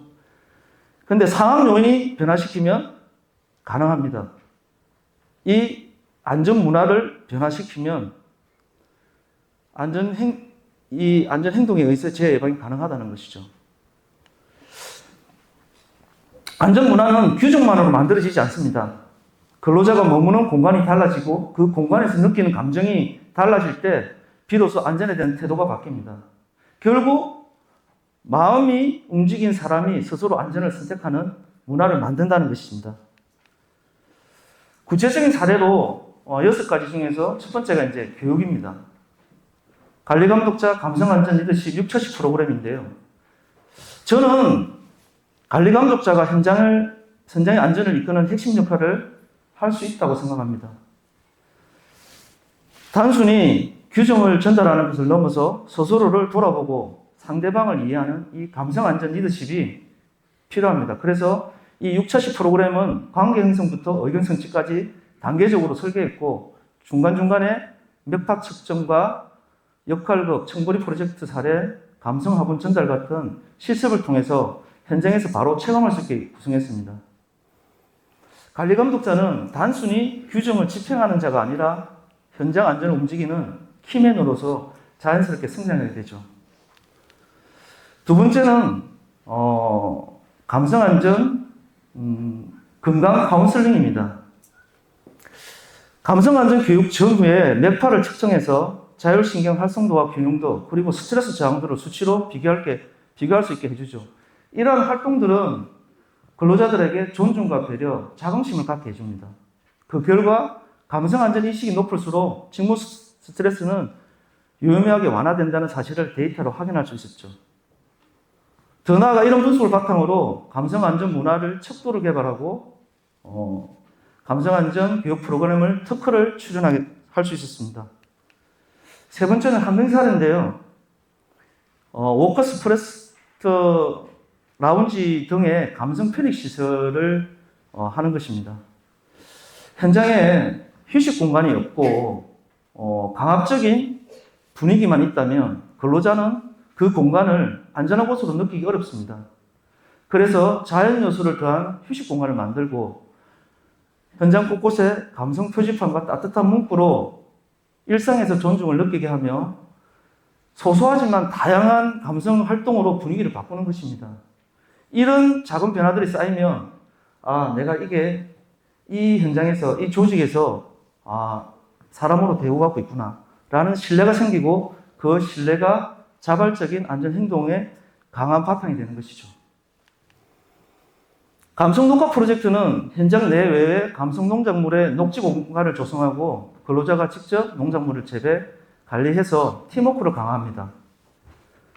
건강적으로 만들어 근로자가 복용하고 수확물을 지역사회에 기부하는 활동이죠. 씨앗을 심고 함께 키우고 나누는 이 과정은 단순한 조경 활동이 아닙니다. 근로자의 마음속에 안전의 씨앗을 심는 가장 자연스러운 감성안전 인프라가 되는 것이죠. EMBS 감성안전 실천 사례 중에서 가장 핵심적이고 근간을 이루는 게 이 청보리 프로젝트입니다. 현장 유효부지에 청보리를 파종하여 비산먼지 저감뿐만 아니라 녹색 공간을 조성합니다. 그럼 이러한 개선 활동들이 근로자들에게 시각적 안정감을 제공하고 직무 스트레스 감소와 집중력을 향상시킵니다. 청보리 프로젝트는 단순히 식물을 심는 활동이 아닙니다. 수확물을 지역사회와 나누는 과정에서 공헌감과 자긍심이 함께 커지면서 안전을 스스로 가꾸는 문화가 자연스럽게 만들어지는 것이죠. 마지막으로 감성 안전의 날 행사입니다. 근로자를 규정의 대상으로 대하기보다는 존중받아야 할 사람으로 바라보는 순간 안전 문화의 출발점이 달라집니다. 감성 안전의 날에 선물과 간식을 준비하고 리더들이 직접 현장을 찾아 격려하면서 근로자들에 대한 그 존중이 행동으로 보여주는 것이죠. 그 결과 근로자들은 배려와 환대를 체감하고 우리는 이 존중받는 경험이 자발적인 안전 실천으로 이어진다는 점을 분명히 확인할 수 있었습니다. 마지막 챕터는 K 안전 비전입니다. 여러분, 기술이 발전했다고 더 할수록 현장의 근로자들하고 종사자들이 더 안전해졌을까요? 쉽게 그렇다고 대답이 안 나옵니다. 사고가 발생합니다. 그러면 개인에게 책임이 돌아가죠. 그럼 책임 추궁을 하는 개인은 두려움과 불안을 느낍니다. 그럼 문제가 보여도 문제를 은폐합니다. 그 사소한 문제가 계속 재발되면서 문제는 해결되지 않고 결국 큰 사고로 이어지죠. 구조적 모순은 이 비난의 문화가 부정적인 프레임을 낳는다는 것입니다. 이 부정적인 프레임은 입을 닫게 하는 침묵의 문화로 이어지죠. 기술이 아무리 발전해도 현장에서 비난의 문화가 남아있으면 사람들은 위험을 알아도 쉽게 말하지 못합니다. 그래서 이 악순환을 끊는 핵심은 기술을 더하는 것도 중요하지만 그 이전에 누구나 안심을 하고 말할 수 있는 심리적 안정감과 감성 안전 문화의 형성이 중요하다고 봅니다. 구글이 찾은 정답도 심리적 안정감입니다. 에이미 에드먼슨 교수는 구글 아리스토텔레스 프로젝트를 통해서 2012년부터 2015년까지 180개 팀을 분석한 결과 최고의 팀을 만드는 단 하나의 조건이 심리적 안정감이라고 이야기를 했습니다. 안전과 연결해서 살펴보면 두려움이 적을수록 위험 신호를 즉시 보고하게 되죠. 실수해도 괜찮다는 확신이 있어야 사람들은 숨기지 않고 위험을 드러낼 수 있습니다. 결국 현장에서 진짜 안전을 만드는 것은 두려움 없는 신뢰이고 이것이 바로 감성 안전이 지향하는 문화입니다. 감성 안전은 단순히 사고를 막는 수준에서 끝나지 않습니다. 우리가 지금 이야기하는 이 물리적인 환경, 이 안전, 이것도 중요하죠. 그 다음 넘어가는 게 에이미 에드먼슨 교수가 이야기하던 서로를 신뢰하며 말할 수 있는 관계의 혁신이 따라와야 합니다. 감성 안전이 궁극적으로 목적을 하는 것은 심리적 안정감입니다. 나의 안전이 내 가족과 동료의 행복을 지킨다는 이 아들러의 공동체 감각이 실현될 때 안전이 의무가 아닌 기여가 되고 비로소 문화가 완성되는 거죠. K 안전 문화 10단계 진화론도 공동체적 안녕으로 나아가야 합니다. 지금 우리의 안전은 아직 처벌을 피하기 위해 움직이는 수동적 단계에 머물러 있습니다. 하지만 감성 안전 교육과 EMBS 모델을 통해서 자발적인 참여만 이끌어낼 수 있다면, 그래서 팀 기반의 상호 의존이 자리만 잡힌다면 안전은 의무가 아니라 서로를 지키는 공동체의 힘이 됩니다. 이 공동체의 힘, 요즘 극장가에서 왕사남, 왕가 사는 남자가 역대 흥행 순위 2위에 오르는 기염을 토했습니다. 영화 평론가들은 이 영화의 성공을 공동체적인 사랑과 인류애를 잘 표현해서 공감을 얻은 게 주요 성공 요인이라고 이야기를 합니다. 그래서 저는 그 이야기를 듣고 극장에 가서 이 영화를 보게 됐습니다. 우리는 결국 서로의 존재를 귀하게 여기는 이 공동체적 안녕으로 가야 합니다. 우리는 지금 4, 5단계의 수동적으로 머물러 있지만 공동체 DNA를 활성화하면 10단계로 바로 점프할 수 있다는 거죠. 왜 그럴까요? 우리는 역사적으로 공동체 DNA를 가지고 있습니다. 이미 가지고 있죠. 아들러가 그렇게 궁극적인 가치로 여겼던 그 공동체 감각. 1907년의 국채보상운동과 IMF 위기 시의 금모으기 운동. 아무도 강요하는 사람이 없는데 우리라는 감성이 만들어내는 집단 안전의식의 원형입니다. 백범 김구 선생은 백범일지를 통해서 우리나라가 단순한 부국 환경을 넘어 높은 문화의 힘을 가진 나라가 되기를 소망했습니다. 100년이 지난 지금 이 한류를 보고 얼마나 기뻐했을까요? 선생이 꿈꾸던 그 문화의 힘은 이제 산업안전 영역에서 안전 한류로 분명히 피어날 것이라고 저는 확신합니다. 왜냐고요? 우리는 이미 강력한 공동체 DNA를 가지고 있기 때문입니다. 이런 K안전 콘돔 점프를 위해서는 4대 영역에서 감성안전 정책을 촘촘히 심어야 합니다. 그러면 가능합니다. 산업안전에서 감성 리더십과 이 환경을 자연요소와 결합하는 이 바이오 필릭 환경을 공공기관에서는 성숙도 평가와 카운슬링 센터를, 교육기관에서는 감성안전 커리큘럼을 도입하고 전문과정을 세우고 전문가 자격체제를 갖추는 것이죠. 지역사회는 청부리 프로젝트의 상승 모델을 확산하고 심리방역 네트워크와 안전공동체를 세우는 것입니다. 그 시적인 정책도 필요한데요.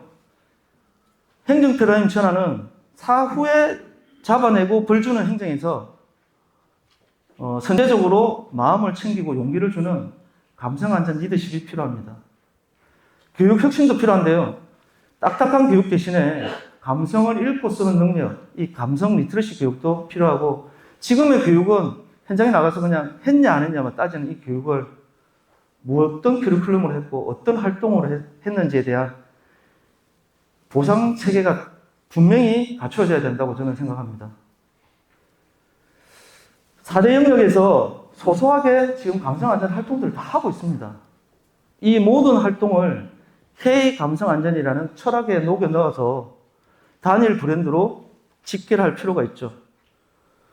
대한민국이 전 인류에 제시할 수 있는 이 감성안전을 마음안전 마스터 플랜으로 범국민 캠페인을 연다면 단숨에 10단계로 콘돔 점프를 저는 할 수 있다고 생각합니다.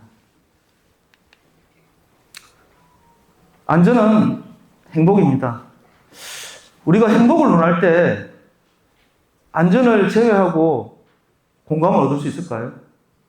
그런데 우리는 지금 안전을 단순히 사고 없음, 재해 없음, 무사안일한 거, 이걸 안전이라고 가치를 너무 낮게 평가하는 것 같습니다. 피지컬 AI 시대에 기술은 위험을 더 잘 보게 하죠.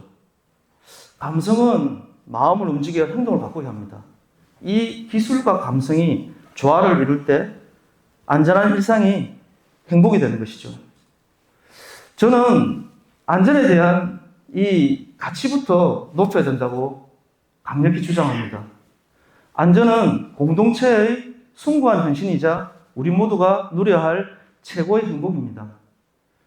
디지털 전환이 가속화될수록 우리는 더 많은 기술을 쌓는 데만 집중하기 쉽습니다. 하지만 기술이 위험을 더 잘 보여준다고 해도 결국 사람의 마음을 움직이고 행동을 바꾸는 힘은 감성에서 나옵니다. 그래서 안전을 단순한 관리 항목이 아니라 서로의 무사함을 기뻐하고 함께 행복을 만들어가는 공동체의 가치로 높여야 합니다. 오늘 이 자리에서 K 감성안전 문화의 주인공이 되어주시기 바랍니다. 당신의 안전이 나의 행복입니다. 감사합니다. 오늘 교수님의 강의를 듣고 상당히 많은 배움이 있었던 것 같습니다. 첫 번째는 그동안의 사업장 내에서 안전보건 활동을 함에 있어서 중요한 KPI는 VHQ 기반으로 갔었던 건 사실이고요. 그러다 보니 결국 이제 그의 사고율이 얼마였는지, 그의 어떤 문제의 달성률이 얼마였는지 이런 부분을 가지고 우리가 이제 KPI를 반영하다 보니까 조직 내에 이제 그런 KPI 영향을 미칠 수 있는 사고를 숨기거나 행위를 조작하거나 그런 것에 대한 부작용은 충분히 있었던 것은 사실이었던 것 같습니다. 그런 관점에서 제가 이제 이 강의를 듣고는 이거는 우리나라 산업계의 어떤 안전보건에 관한 KPI에 큰 어떤 전환이 필요하지 않나. 그 전환점은 결국 우리가 그동안의 KPI로 후행지표 기반으로 잡았던 것을 결국은 선행지표 기반으로 우리 특성에 맞는 선행지표 기반으로 그것을 전환해야지만이 말씀하신 어떤 안전에 대한 근본적인 개선이 가능하다라고 좀 이해가 됐던 부분이 있습니다. 그 점에 대해서 제가 제대로 이해하기 맞는지 보충 설명이나 또 말씀 부탁드리겠습니다. 그 선행지표라는 게 어떤 걸 구체적으로 이야기하시는지. 우리 어떤 안전에 대한 행위를 KPI를 잡을 때 결과적으로 나오는 어떤 결과가 무죄라든지 뭐 어떤 법규에 대한 위반에 따른 벌금 과태료에 대한 리미트를 정했고 그 리미트를 넘지 않을 경우에 우리가 달성이나 이런 기준보다는 그러한 것을 달성하기 위한 과정 속에서 우리 조직의 특성과 조직 구성원의 특성을 기반으로 나온 그런 행위에 따른 것을 선행지표 기반으로 만들고 그런 선행지표에 대한 부분이 달성 여부를 가지고 우리가 KPI를 만들어야지만이 앞서 이제 그 뭐 침묵의 문화 이런 부분이 없어져야 될 것 같은데요. 아직까지 현장에서는 결과적인 것을 가지고 우리가 이렇게 평가하는 거죠. 결국 이게 이제 성과급하고도 연계가 되거든요. 다수일 수밖에 없는 그런 부분이 될 수 있지 않겠나. 그래서 이제 제가 그 강의 자료를 듣다 보니 이거는 우리가 그동안에 잘못 접근한 부분이지 않나 라는 생각이 들었어요. 그래서 제가 제대로 이해하지 않는지 아니면 추가적으로 제가 이해할 수 있는 보충 설명을 해줄 수 있는지 좀 여쭤보겠습니다. 정확하게 뭐 핵심적인 이야기를 짚었는데 좀 상당히 조금 좀 난해한 질문인 것 같습니다. 근데 이런 걸로 답이 될지는 모르겠지만 에릭 홀라겔 교수는 기존에 우리가 그 불안정한 상태, 불안정한 행동을 제거하는 그 사고 없음에 대한 그런 것들에 대한 것들은 지금 세이프티 원으로 해서 그걸 제거하는 문화로 했잖아요. 근데 우리가 생각해 보면 이 비행기가 착륙로 비행장에서 비행기가 100만 번을 뜨는데 우리는 그 100만 번 중에서 한 번에 사고를 가지고 너무 매몰되어 있다는 거죠. 근데 99만 9,999번의 그 안전한 행동, 그 평상시에 그렇게 하는 행동은 사고가 났을 때는 다 묻혀버리잖아요. 그래서 그 패러다임 전환이 필요한 거죠. 지금의 잘못되는 것을 더 잘못되는 그 하나만에 매몰되어 있는 문화에서 새롭게 이 잘하는 문화 중에서 우리가 인간에서 그 동기를 끌어낼 수 있는 이 방향으로 전환이 좀 필요하다고 저는 생각을 합니다. 이 이해가 되실지는 모르겠지만 이렇게 저는 말씀을 드리고 있습니다. 우리 피지컬 AI가 우리 사업장에 들어오면 산재는 낮아질 것 같다라고 하시는 분 손 한번 들어보십시오.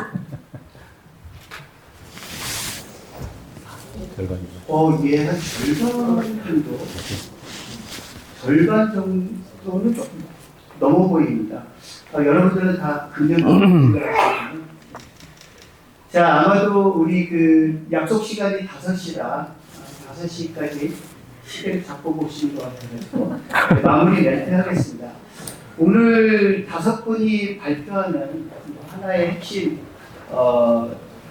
내용은 이건 것 같습니다. 우리가 피지컬 AI 시대의 기술의 속도와 사람의 방향을 어떻게 일치시키게 할 것인가 하는 것이 이번 주제 발표의 큰 맥락이지 않았나 하는 생각입니다.